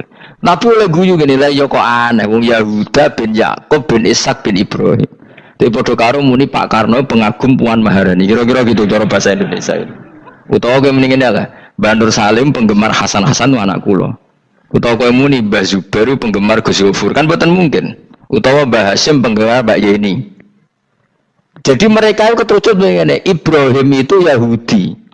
Padahal sing jenenge Yahudi itu putune Nabi Ibrahim ke Yahuda bin Yakub bin Ishak bin Ibrahim. Mulane terus Quran turun. Quran turun oleh gojlok ngene. Ha antum haula'i hajastum fi ma lakum bi ilm falimatu hajuna fi ma laysa lakum bi ilm. Ini perdebatan sudah tidak fair. Muhammad berdebat secara ilmiah karena dia junior ngaku pengikut Ibrahim. Tapi kamu Yahudi Nasrani pendapat kamu itu abal-abal. Masa Ibrahim pengikut Musa? Padahal Musa dan Ibrahim dulu Ibrahim. Masa Ibrahim pengikut Yahuda? Padahal Yahuda itu cucunya Ibrahim. Makanya Quran gojloke wama unzalatit Tauratu wal Injilu illa mim ba'di. Ya ahlal kitab lima tuhajuna fi Ibrahim wa ma unzilatit Tauratu wal Injilu illa mim ba'di afala taqilun. Jadi ini penting ya, penting dalam sejarah. Tapi santri-santri yang seneng ngaji ini ku ora roh sejarah. Pokoke ngaji mlebu swarga paham ra apa itu. Kurang repot ngadepi wong ngaji. Saya itu tidak setuju seperti itu. Oke lah kowe mlebu swarga lah spek-pekan. Tapi mbok yo paham. Tapi ra paham lah sementing mlebu swarga lah iku masalah kowe. Ora tahu kepikiran li'ilai kalimatillah. Aku yo cara kon mlebu swarga mbek kon paham Quran, milih paham Quran sik. Lagi mlebu swarga. Tapi kok ana sida mlebu ya ora mungkin paham Quran bun neraka. Kowe ku aneh-aneh. Maksudnya ku keton regani pangeran lah mlebu swarga iku keren ya mergo paham Quran. Ora kok koyo kowe sementing mlebu ora paham lah. Karena ini sudah jadi menjadi perdebatan internasional. Saya itu berkali-kali ikut penelitian, makanya nah lucunya nasab itu sah. Mereka yang Yahudi kalau ditanya man huwal Yahud, huwa Ishak, huwa Yahuda bin Yakub bin Ishak bin Ibrahim. Terus diomong no Ibrahim pengikut Yahudi itu padha karo tadi kayak kita bilang misalnya Mbak Munawir pengikut Gus Najib. Kan nggak mungkin Pak Karno pengikut Puan Maharani atau Gus Mbah Hasyim pengikut Mbak Yeni. Atau Bandur Salim bapak saya pengikut Hasan anak saya, kan aneh. Sehingga pangeran oleh gojlok gitu. Ha antum ulai hajastum fi ma lakum bi ilm. Mereka ini sudah siap berdebat secara ilmiah. Falimatu hajuna fi ma laysa lakum bi ilm. Tapi saya ikut pecintane Kanjeng Nabi ku rata-rata iku ora pinter. Penting selawatan berjanji buanter. Nak diarani bid'ah ngamuk wis ngono terus kegiatan. Lah sing darani bid'ah padha dene wong selawatan iku tareh kok di. Kadang-kadang yo bingung. Wis sama dibak berjanji cara mbok terjemah ngarah darani bid'ah. Lah bid'ah ning ndi wong walam matam min hamli syahrani ala masyuril aqwalil marwiyatu fiya bil madinati Abu Abdullah ketika Nabi kandungannya umur 2 bulan bapaknya mati. Terus itu kan tareh. Gara-gara diwaca bahasa Arab terus koyo mantra. Lah akhirnya diarani bid'ah. Sing maca padha ora paham, akhire Allah, ya Allah. As padha dene aku repot pisan. Pusing aku mikir wae. Ayo kowe ngono ta ora kelakuanmu iki. Sing biyen ana mau tulis bahasa Indonesia, kok terus ketara gak. Wulida maktunan biadil inaya makuhlan terus ya sudah ya biasa aja tareh. Ya kan tareh terus ketika Said Abdullah kenapa meninggal di Abwa? Wa kana qad ijtaza bi akhwalihi bani Adim nat taifatin nat Jariyah fama kasafihim sahron saqiman yu'anu nasukmahu wa syakwa. Kenapa Abdullah meninggalnya di Abwa? Abwa itu kawasan Yasrib karena Abdullah sedang menjenguk keluarga besar dari ibunya. Keluarga besar dari ibunya, istrinya Abdul Muthalib itu orang Yasrib. Nah pas di sana di Bani Najjar sakit, terus kapun, terus bid'ah ning ndi wong iku sejarah. Tapi mbok maca bahasa Arab, gue mau coba historis Allah terus menawar. Ya akhirnya uang kan darani gue mantra. Mana aku nak takoi uang itu bener dia, saya bodoh lah bener ya bener. Terus bener siapa sing ngalim, musuh aku tak mau ngalim bener. Ya nak ngono bodoh bener ya wae. Wong sing ngritik krungune mantra, sing mau coba. Bos, pusing ngomong terang gue. Nah problemnya agama itu seperti itu. Yang diikuti orang banyak itu di makamnya Nabi Dawud itu ya sudah wiridan ala Yahudi sama sekali. Saya sampai nangisi Nabi Dawud karena makamnya itu total dirawat ala mereka. Jogja juga ngalami gitu, Jakarta, Rembang nanti juga ngalamin gitu. Banyak raja itu wali tapi waris-warisnya sudah nyuwun sewu orang abangan, terus misalnya dikasih sesajen orang nok yasine tapi mau sesajene mau apa kalau makamnya memutuskan seperti itu, penjaga makamnya itu. Mulane kena dadi wali nggo anak putumu muridmu wali nak ora repot guri-guri dikai sajen. Itu di Gunung Kawi itu ada makam santri tapi di Gunung Sugihan piye saja. Gue ruhe nangis tenan. Banyak seperti itu enggak ada tua banyak.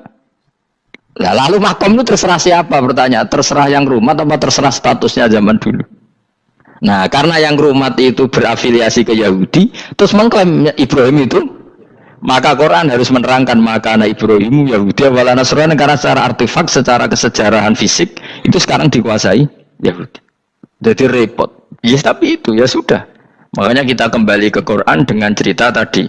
Ibrahim tetap Abul Anbiya. Ibrahim tetap Muslim. Buktinya punya peninggalan Ka'bah. Nah, Ka'bah ini harus kita jaga. Ketika Ibrahim kita katakan ninggali Ka'bah, ternyata Ka'bah di situ sentral tauhid. Antahira baitali taifina wal akifina warukais sujud. Ketika Ka'bah jadi sentral tauhid, maka kita akan mengatakan peninggalan Ibrahim pasti tauhid. Makanya Nabi marah besar ketika Ka'bah ada berhala banyak. Andai kan tidak dihapus oleh Nabi, maka berhala itu pun dianggap peninggalan Ibrahim. Dong tau nih? Dong tenan. Ya pinter nih, jadi maju lah. Mulane kowe aja geman donga saleh dhewe, ora cukup. Saleh saiki ora cukup, kudu ditopang saleh anakmu, saleh putumu. Apa artinya kita sekarang saleh kalau anak cucu kita tidak saleh? Pasti sejarah dibalik. Dan itu kalau dibalik yang meluruskan siapa coba? Ya coba yang bisa menjawab siapa coba? Misalnya Soben terus ya sudah ditulis kacau lah kacau. Saya tidak bisa bayangkan. Makanya Nabi Isa, Quran menjelaskan Nabi Isa sebanyak itu. Karena sudah dikira oleh orang yang salah kalau Isa itu anak Tuhan. Sampai Quran jelaskan Isa itu begini. Soal tidak punya bapak, saya ini Tuhan, kata Allah. Gawe tanpa bapak mbok wae iso yaiku Adam. Kok gawe tanpa bapak kowe geger terus aku mbok anggap bapak iku piye jare pikir. Sampai seperti itu. Karena wis kadung darane keliru. Dadi mau ndak mau Quran kudu nerangno. Ibrahim juga gitu. Wis kadung diaku kubu sebelah nak dekne iku Yahudi. Nasrani yo ngakoni. Akhirnya Nabi debat terbuka. Lah debat itu nek kakuati kudu adu pasut. Lah repote umat Nabi sing ra keramat wis akeh yo repot. Masyhur yo ada orang Nasrani, orang Yahudi. Ya sudah Muhammad, kalau kita debat ilmiah oke, Anda menang dalam debat ilmiah. Tapi kita buktikan bahwa kita ini agama samawi. Kita debat pakai langit, sing kalah kena laknat, sing kalah kena adab. Cara Madura sumpah pocong. Nabi yo jare Nabi. Masyhur itu. Faman hajjaka fihi min ba'di ma ja'aka minal ilmi faqul ta'alu nadu abna'ana wa abna'akum wa nisa'ana wa nisa'akum wa anfusana wa anfusakum thumma nabtahil fanaj'al la'natallahi 'alal kadhibin. Nabi dijak mubalah. Oh ya oke, kita mubalah. Nabi nimbali Hasan Husain. Cucu kesayangannya dipanggil Hasan Husain. Putri kesayangannya Sayyidah Fatimah dipanggil. Terus jari Kanjeng Nabi, saya berani adu pasut. Taruhannya saya, anak cucu saya. Wong Nasrani mikir, wih, adu pasut anake dijak putune dijak mesti bener e. Mergo wong paling kuwatir nak Anake mati, putri mati. Ora ono cerita bojo ning bab iku. Bojo ora melok kuwi ora ora. Mulane kula termasuk kiai sing jarang lunga mbek bojo-bojo. Sakjane sering ora tau mlebu. Tapi kiai-kiai haji ya mbek bojo, umrah mbek bojo. Kula niku ya rada iskal. Jebule bareng tak takono sisi dhuwit sing wedok Gus. Ya wis nak ngono wis kejawab ya wis anjen sing dhuwit sing wedok. Ya wis nak ngono fair apa? Riyen bapak kula kaji ya dhewean, bojo kula kaji ya dhewean, kula ya kaji dhewean, tapi aja tiru. Kamu ndak sekeramat saya ya dadi.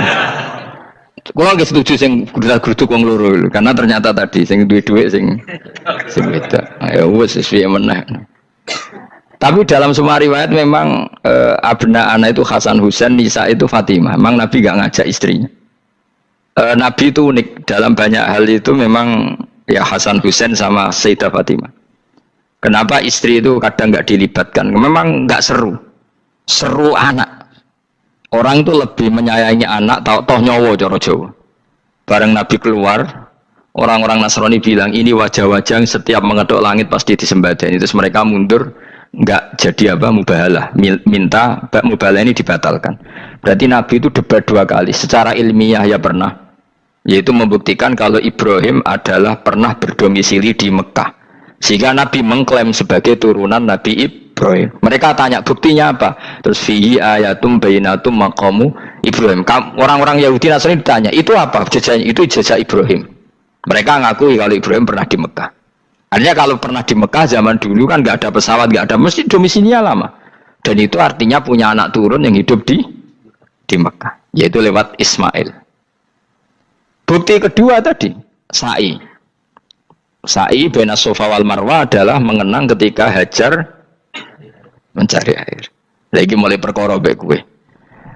Saiki Ismail ketika lahir iku jek digolekno banyu antarane Safa mbek Marwah. Sementara cerita Dabih disembelih iku ning Sam. Mulane aja melok-melok lah ya. Aja melok-melok iku lho. Aja terusno, mari kepinteran wis. Semeneng ae ora usah melok-melok. Gak aku Ismail ya. Dilatih pinter kok pintere ra kasil, sombonge tok sing kasil dadi gak jeng Ismail. Ismail wis gak? Ketona nerang lagi gitu. Tapi ilmiah. Ben kowe bangga de guru alim ya dadi kowe ben roh. Nak gurumu gak main-main. Aku yo krungu-krungu nak kaul aku ae Ishak tapi wis goblok ngono Ismail. Karena waman sadza finnar ora umume wong wis repot. Rasa diterusno dadi. Jadi bukti empirik itu mengarah Ismail itu jelas uripe ning Mekah. Mergo wong Yahudi Nasrani lah ngakoni peristiwa Hajar itu ngakoni. Berarti Ismail urip teng Mekah. Akhirnya Rabi mbek suku Jurhum terus nurono Sayyid Adnan sak teruse sampai tok Kanjeng Nabi Muhammad sallallahu alaihi wasallam. Mulane dibak utawa manakib utawi napa? Berjanji. Niku pertama sing disebut abtadi limla bismillah terus wa ba'du fa aqul wa Muhammad bin Abdullah. Kenapa dibak berjanji lah ya. Kenapa nerangkan nasabnya Nabi Muhammad? Karena yang dipertanyakan Muhammad jadi nabi turunannya siapa? Karena syarat nabi itu harus turunan nabi. Makanya berjanji nerangkan wa ba'du fa aqul wa Muhammad bin Abdullah bin Abdul Muttalib wasmu Syaibatul Hamdi khumitat khisaluhus saniyah. Dan masih terbukti di Ka'bah itu ada pintu namanya pintu Babu Bani Syaibah, yaitu nama lain dari mbahnya Kanjeng Nabi. Terus diterusnya sampai wa'adnanu bila raibin intadzabil ulumin nasabiyah ila dzabihi Ismail. Iku partaimu. Mergo berjanjilah darani dzabihu Ismail. Alhamdulillah jadi terus kowe menang. Kenapa? Ya itu tadi sakjane mbok diterjemah yang ini ketahuilah bahwa Muhammad punya bapak Abdul punya bapak Abdul Muthalib punya bapak Hashim nama lainnya ini bin Abdi Manaf sampun Adnan. Ketika diterjemah itu jadi mantra apa jadi buku sejarah? Nambah waca Arab itu kira paham? Mantra. Mulane sing ngaramno ya bener pancen suarane suara mantra. Sing ngalalo ya bener karena itu sudah apa? Sejarah. Lah khilaf seperti ini sudahlah kita abaikan saja, kita suka damai, tidak suka konflik. Biasalah seperti itu. Tapi yang jelas perdebatan antar para nabi itu seperti itu. Akhirnya Nabi Muhammad ngurusno itu. Bukti Ismail itu pernah hidup di Mekah, adalah lahirnya di sini, pernah mengalami peristiwa ini. Dan sisa-sisa Ibrahim ada fihi ayatum bayinatum maqamu Ibrahim, yaitu batu yang pernah diinjak Nabi Ibrahim. Nah kenapa itu mesti Ibrahim? Karena nak wong biasa gak mungkin nginjak batu kok sampai bekas. Jajal kowe nginjak nganti bolak-balik. Itu mukjizat, wong batu diinjak kok bekas. Terus Ka'bah sebagai pewaris Ibrahim ditulisi kalimat-kalimat tauhid sehingga kepastian Ibrahim itu bapak tauhid. Makanya Nabi Riso ketika bidirnya Ka'bah ada banyak berhala, nanti dikira berhala ini syariatnya Nabi Ibrahim. Makanya lah, ketika berhala banyak Nabi gak mau madhep Ka'bah, nanti dikira nyembah berhala. Maka sama Allah dialihkan disuruh madhep Baitul Maqdis. Ketika berhala dihilangkan, Nabi baru disuruh madhep Ka'bah. Jadi perdebatan ini atau ilmiah ini harus kita kaji, kita pahami. Karena kata Allah, antum haula'i hajastum fi ma lakum bi ilm falimatu hajuna fi ma laysa lakum bi ilm. Nah, iswani debat kudu datane data ilmiah. Sementara mereka darani Ibrahim pengikut Yahudi, padahal Yahudi itu putune Nabi Ibrahim, yaitu Yahuda bin Yakub bin Ishak bin Ibrahim. Mesti ini kan bahasanya Yahuda pengikut Ibrahim, mau jadi wali Ibrahim pengikut. Lah Nabi benar ketika takoi, Muhammad kamu ikut siapa? Saya ikut Ibrahim. Kan normal kan? Kalau Junior ikut, mereka enggak. Ibrahim pengikut Yahuda. Ya mau perkara Pak Karno pengikut Puan Maharani, Mbah Hasyim pengikut Mbak Yeni, kan kacau kan? Lah itu terus Allah nggak jelek tadi. Muhammad kekasihku wis debat secara ilmiah, tapi kamu tidak ilmiah. Makanya lima tuhajuna fi Ibrahim wa ma unzilatit Taurat wal Injilu illa mim ba'di. Kok Ibrahim mbok arani Yahudi piye? Wong penanggalan Yahudi misalnya dimulai kok Taurat. Taurat Musa itu generasine sakwise Ibrahim. Tapi Ibrahim mbok arani pengikut Musa. Dong ya. Jadi itu masalah-masalah. Tapi ayat-ayat ngono iku ora populer. Kowe seneng ayat populer ya poligami fangkihu ma tobalakum. Kowe iku sing ora alim lah wabal. Mergo di kepentingan apa? Poligami.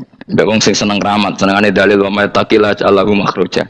Tekan dadi wali kepingine untuk duit yang enggak terduga. Udah diuteke ku duit. Padahal syarat saya wali ku ora pati seneng duit. Lah kowe kepen dadi wali ben oleh duit. Jadi wis kenapa menjadi wali ben wa yarzuqhu min haitsu la yahtasib. Jadi uteke wis elek. Jadi institusi wali wae demi. Jadi nek aku wali para pangeran rezeki teko min haitsu. Mulane kira bakal dadi wali, ngerutek cek ngono ora bakal dadi. Ayo saiki Ismail besar. Ismail. Aku ya getun kadang alim kadang getun. Perkarane nyulayani apa? Mainstream. Tapi cara kula ya Ismail sudah tak bilang apa? Ismail. Apa? Ismail Iska Ismail. Nak cacile kan boleh sengguri kan. Yang jelas bahwa Ismail atau Ishak kaulani ono pendapat loro. Ya sudah, pokoknya arah Ismail ya Ishak. Tapi kabeh kitab itu menjadi setuju Ishak, tapi ben kok. Aku kadang ya, aduh matane wong tenan. Ya sudah, pokoknya kaulani apa? Ada dua pendapat, yaitu Ismail atau Ishak atau malah kita alime to kowe. Ada dua pendapat. Oh kan. Jadi kesane macane kitab akeh ngono. Gak ngerti mau hasil ngaji ke bengi. Aduh matane wong guys. Sabar. Ismail wis ya. Ismail. Soale mele sing guri. Wa tarakna alaihi fil akhirin salamun ala Ibrahim. Nah, kemudian Allah menitahkan Ibrahim pasti kamu dikenang secara baik. Maksudnya tadi tiga agama semuanya mengklaim Ibrahim itu bagian dari itu. Jadi semua agama mengakui siapa? Ibrahim. Lah yo mbok gedhinge koyo ngono kersane pangeran panjenengan Ibrahim diakui tiga agama kan yo repot. Nah iya kowe ra cocok Ibrahim diklaim Yahudi, diklaim Nasrani, tapi kersane Allah Ibrahim itu orang atau sosok yang dipuji tiga kan. Ya wis kersane pangeran. Ini jelas kalau bersaksi betul di Hebron itu ada makam Ibrahim, Ishak, Yakub. Yakub karena nama lainnya adalah Israel, total di sinagog. Meskipun kita tetap kita pasti yakin kalau Yakub itu nabi dan tidak ada sangkut pautnya dengan keyahudian. Maka kita statusnya mengikuti Quran saja. Kalau status artefak atau fisik itu tinggal sing nggawe makom. Nggih mboten. Misalnya tadi Ibrahim karena makamnya di Israel, Israel dikuasai orang Yahudi, terus mereka tinggal saja ganti kafan ala Yahudi, dikemuli ala Yahudi, selesai. Waduh misalnya ono Zaid itu bawa wali bora, bawa wali tenan bora, misalnya di makam Wahabi sudah seperti itu.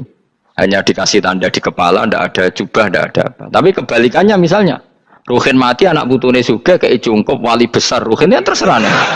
Lah mungkin era kita masih konangan, era nice.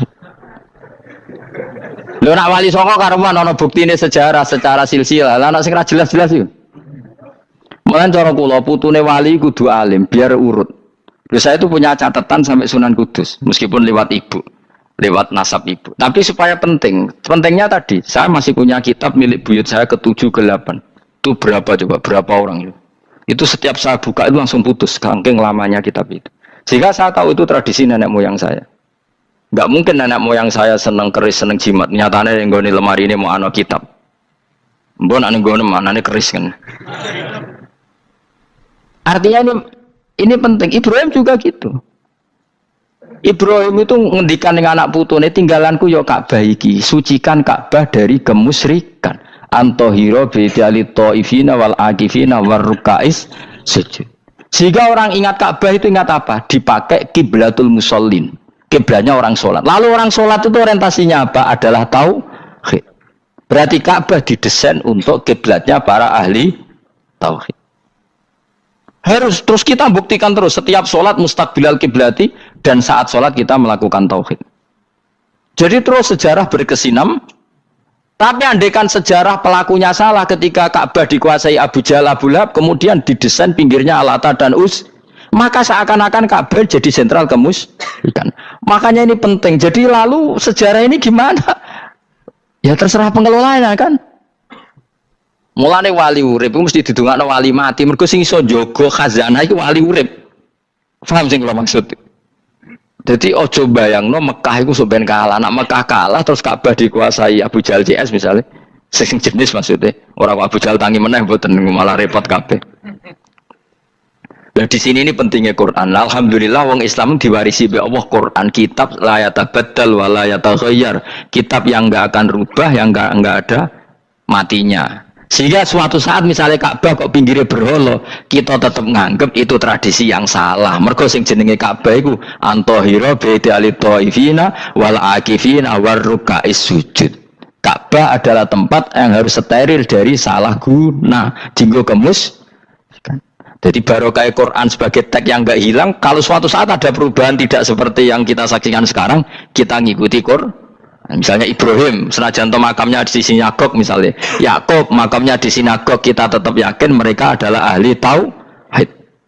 Nabi Dawud yang diklaim sebagai King Dawud, King David, makamnya di Israel, terus diatributi ala Yahudi, kita tetap yakin huwa nabiyun, beliau adalah nabi beragama tauhid. Berdasar apa? Ya berdasar penjelasan Al-Quran. Kalau berdasar empirik artifak ya terserah yang bikin. Dan ini ya. Di mulane kowe sing syukur ngaji sampai roh kau loro Ishak Ismail wis ya sapa to sing mesti siapa Ismail mau baru Ismail gak konsisten ben kok supaya ana wong akeh jangan ana wong akeh wis ngene padha ora roe wa tarakna abqaina ali fil akhirin sanan pengalaman hasanan kang bagus salamun te keselamatan minna sanging kita maksudnya sanging Allah ala Ibrahim ngatasi Ibrahim kadhalika mengkon-mengkon kabeh kama jazina kaya malas ingsun kabeh naji malas ingsun al muhsinina ing pira-pira wong sing nglakoni kaapian li anfusi maring awak dhewe wong akeh. Jadi orang dimulai melakukan kebaikan pada dirinya sendiri. Kalau dia baik pasti apa? Orang lain merasa kebaikan Misalnya kayak apik mesti kepengen sedekah, orang lain yang untung. Kamu baik pasti ingin menyebarkan kebaikan, orang lain pasti untung. Inna usataman Ibrahim iku min ibadina al mukminin. Saking kira-kira kaula ingsun al mukminin kang mukmin kabeh wa basyarnahu. Lan ngekei berita gembira ingsun hu ing Ibrahim bi Ishaq kelawan tak kaya anak Ishak. Ustudillah dikai dalil apa bidzalika klan dawi Ishak ala anadabiha ing atase sak temene sing disembelih kuwi ruhul ya anak Ishak. Lho dadi ana kaul sing darani pokoke ora Ishak. Ora Ishak sapa?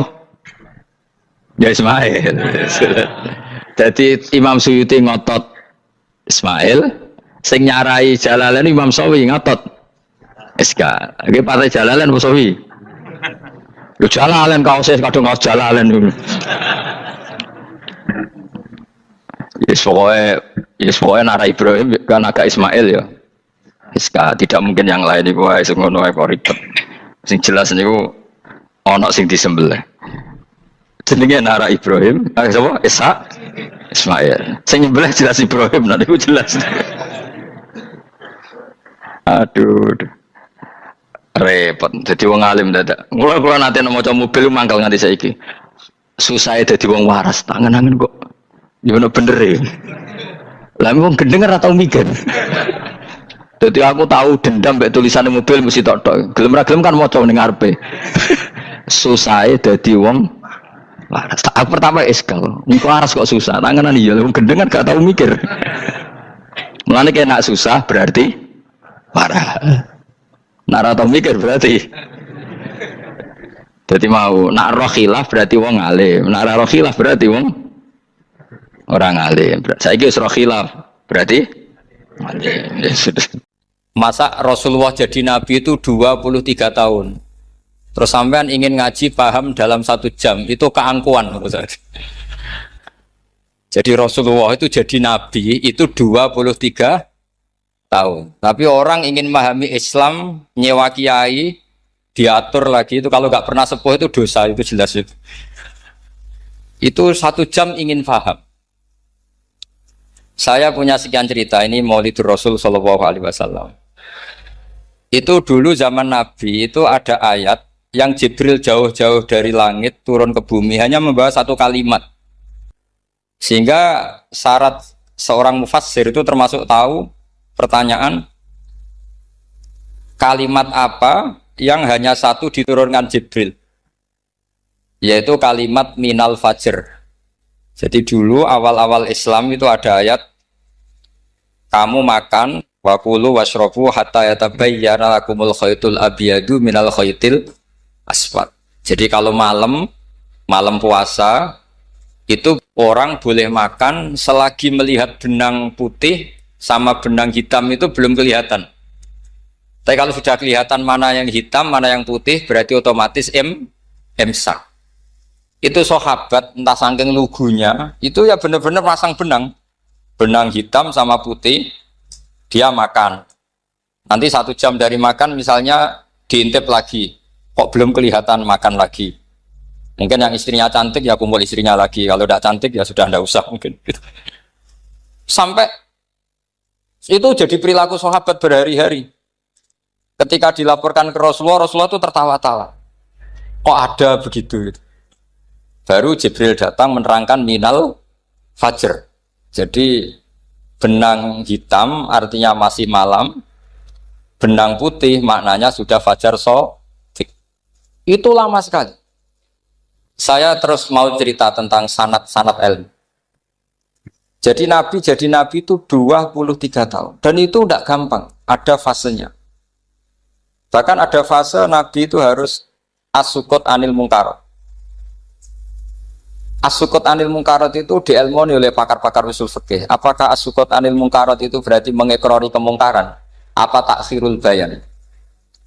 Saya ulang lagi pakai bahasa Indonesia. Ketika ada kemungkaran, Nabi diam. Itu diamnya karena nyari momen untuk ngandani. Atau memang diam itu dengan tanda kutip jangan-jangan dianggap ikrar. Makanya ulama usul fikih itu berdebat. Diamnya Nabi ketika melihat kemungkaran di awal Islam itu karena ada mahwa aham, ada yang lebih penting yaitu menerangkan tauhid. Atau takut itu menjadi satu momok bagi mereka karena Nabi dianggap coro Jawa itu dianggap kecangkeman, sidik-sidik ngeloroi, sidik-sidik ngeloroi. Nah, perdebatan ulama dalam seperti ini itu penting sekali karena nanti menjadi satu rumus ilmu. Saya berkali-kali berpikir gini, misalnya Anda punya keponakan atau punya anak pacaran.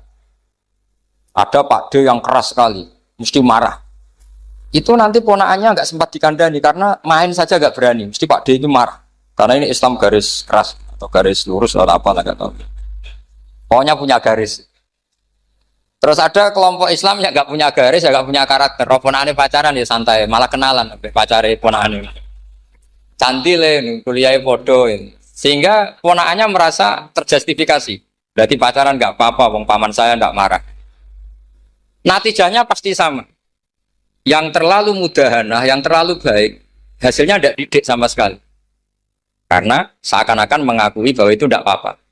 Yang keras sekali hasilnya juga sama, nggak didik sama sekali karena dolan we rawani, kapan didiknya? Nah kira-kira seperti itu. Yang nggak mau berteman sama orang-orang maksiat juga hasilnya sama, meskipun atas nama kebenaran. Aku mau kancanan orang maksiat, ngotori. Hasilnya sama, nggak mau mendidik. Tapi yang mau ngancani juga bahaya kalau terlalu keseringan karena jude aku kenal kiai iki ratu diloroi, berarti gak popo kan gitu. Nah ini PR besar dalam umat Rasulullah Shallallahu Alaihi Wasallam. Tadi saya diceritani Mbah Jamal berjuangnya di sini, nata dari kampung yang macam-macam menjadi kampung baik. Dulu saya Duki di Lasem ya gitu. Mbah Mun dulu ya sarang dihimpit 2 kampung yang masalah. Tapi lama-lama terus jadi kampung yang baik lewat tarbiyah, lewat biasa. Maka ketika kemungkaran kita biarkan, itu namanya apa? Namanya itu kalau dalam usul fikih itu takhirul bayan. Apa? Mengundurkan, memberi apa? Penjelasan.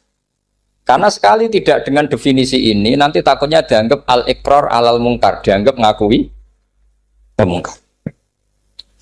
Nah, saya termasuk orang yang sangat usuli ya, sangat memahami Quran, hadis itu cara disiplin ilmu usul fikih. Nah, kenapa itu satu keharusan begini logikanya? Saya ulang lagi, Nabi jadi Nabi itu 23 apa? Itu yang menyokong beliau jadi Nabi itu orang Nasrani dan orang Yahudi. Karena itu satu-satunya perangkat yang harus dipakai. NU belum ada, sama nggak usah GR bela Nabi. NU pas itu belum ada. Maulid Nabi itu yang kangelan itu Abu Lahab, bukan pengurus NU. Sampai sekarang dalil Maulid itu masih pakai Abu Lahab. Jadi ini ya NU itu termasuk organisasi yang luar biasa. Abu Lahab itu jadi dalil. Jadi Abu Lahab dengar kalau iparnya, Abu Lahab itu iparnya Aminah, iparnya Sayyidah siapa? Dengar Aminah lahir, nggak punya suami, saking senengnya candalemnya beliau, itu dimerdekakan. Ya setidaknya untuk hari Senin tak sebut beliau karena pas soleh. Nanti Selasa Rabu sudah itu dimerdekakan. Saya yang kiai kecil saja nggak bayangkan kalau pagi-pagi tidak punya anak dalam yang bikin kopi siapa, yang mencucikan siapa, yang nyapu rumah. Tapi Abu Lahab saking senengnya punya ponakan itu dikasihkan. Sudah Suwaiba kamu pakai saja. Sudah biar melayani kamu, ngurusin kamu. Jadi saya bayangkan hari itu Abu Lahab itu mungkin bikin kopi sendiri, nyapu sendiri demi. Nah itu sama Allah dikenang. Dikenang sehingga yukhaffafu anhul adzabu yaumal isnan itu masyhur. Idza kana hadza kafiron ja'a dhammuhu bi tabbat yadahu fil jahimi muhal lada an ata annahu fi yaumil isnaini daiman yukhaffafu anhu lisururi bi ahmada famadzannu bil abdil ladzi kana umruhu bi ahmada masruran wa mata muwahhida.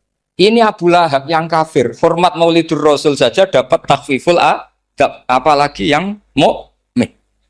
Jadi itu satu-satunya dalil Maulid, itu dalilnya Abu Lahab. Ya makanya terus kita itu dibully sama kelompok sebelah, dalil kok Abu Lahab. Tapi saya pastikan awal Islam itu yang menjadi perangkat nubuah itu hanya Yahudi dan Nasrani. Karena yang lainnya nggak tahu Nabi itu apa. Saya beri sedikit cerita, Nabi itu umur anggap saja kita ikut kaul yang 12 tahun saja. Sebetulnya ada beberapa perdebatan, ada yang bilang 9, ada yang bilang 12. Tapi yang debat tidak usah didengerin, sama-sama nggak tahu kok ngotot. Kadang orang debat ya lucu, sama-sama nggak tahu kok ngotot. Anggap saja 12. Nabi datang ke Syam. Syam itu ya sekitar Syria, Lebanon, Palestina itu Syam. Itu pertama yang tahu kalau beliau Nabi itu ya rohib. Rohib itu terjemahnya ya pendeta. Rohib, Bukhaira nemuin Abu Thalib. Itu siapa? Ini anak saya. Terus ditanya lagi, ini siapa? Ini anak saya. Sampai 3 kali. Terus sampai Abu Thalib itu agak tersinggung. Memangnya masalahnya apa kalau dia anak saya? Terserah Ibu Bukhaira bilang gini, semua alamat Nabi pada anak ini itu ada semua, kecuali kecelakaannya satu, anak kamu. Loh, memangnya masalahnya apa? Karena alamatnya Nabi di Taurat dan Injil itu yatim, sementara ini punya bapak kamu, ini masalah. Jadi dilihat macanya sudah memenuhi kriteria, semua memenuhi kriteria, kecuali satu, karena punya bapak Abu. Akhirnya Abu Thalib ngaku, ndak, ini dah anak saya, ponakan saya. Akhirnya diketahui kalau ini benar-benar calon Nabi. Pertama yang tahu siapa? Pendeta. Karena yang punya khazanah kitab samawi itu ya para orang Nasrani dan Yahudi. Sehingga Al-Quran meskipun pada akhirnya ngeritik Yahudi Nasrani, carakan Yahudi dan Nasrani. Karena satu-satunya yang masih punya kitab samawi itu Yahudi dan Nasrani. Meskipun sebagiannya sudah dirubah-rubah. Alamat pertama itu seperti yang diceritakan di berjanji afi ainaihikum, matanya dilihat. Terus perlakuan pohon.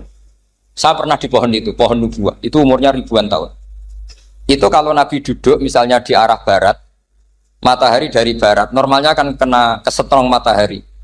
Itu yang rubah itu dahannya. Jadi Nabi itu orangnya lugu, duduk aja nggak mau mikir. Memang syaratnya Nabi itu nggak boleh mikir, harus umi itu lugu. Nggak boleh Nabi mikir besok makan apa, terus jabat apa, itu nggak boleh. Itu udah Nabi itu, maklar itu.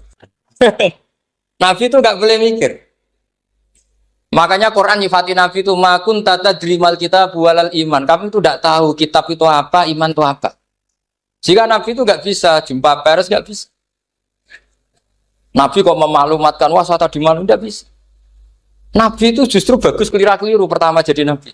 Nabi pertama ketemu Jibril itu dikira malakul maut, dia lari ketakutan. Zamiluni Khotijah, saya ini takut, itu tadi ada malakul maut, saya takut. Sama Khotijah dikemulin. Jadi Nabi itu nggak tahu kalau itu malaikat siapa? Jibril. Jibril nggak bisa dia kenalan nggak di seminar. Ini malaikat Jibril pernah kuliah di sini, nggak bisa seperti itu. Jibril itu ya aneh. Pertama ketemu Nabi, Iqra ya Muhammad, kamu harus baca ini. Kata Nabi, ma'ana bi Qur'an, saya tidak bisa baca. Harus bisa. Dipaksa sampai 3 kali, Nabi terjawab, saya tidak bisa baca. Terus kata Nabi kenangnya, faghot Tony, saya didekap, kamu harus bisa.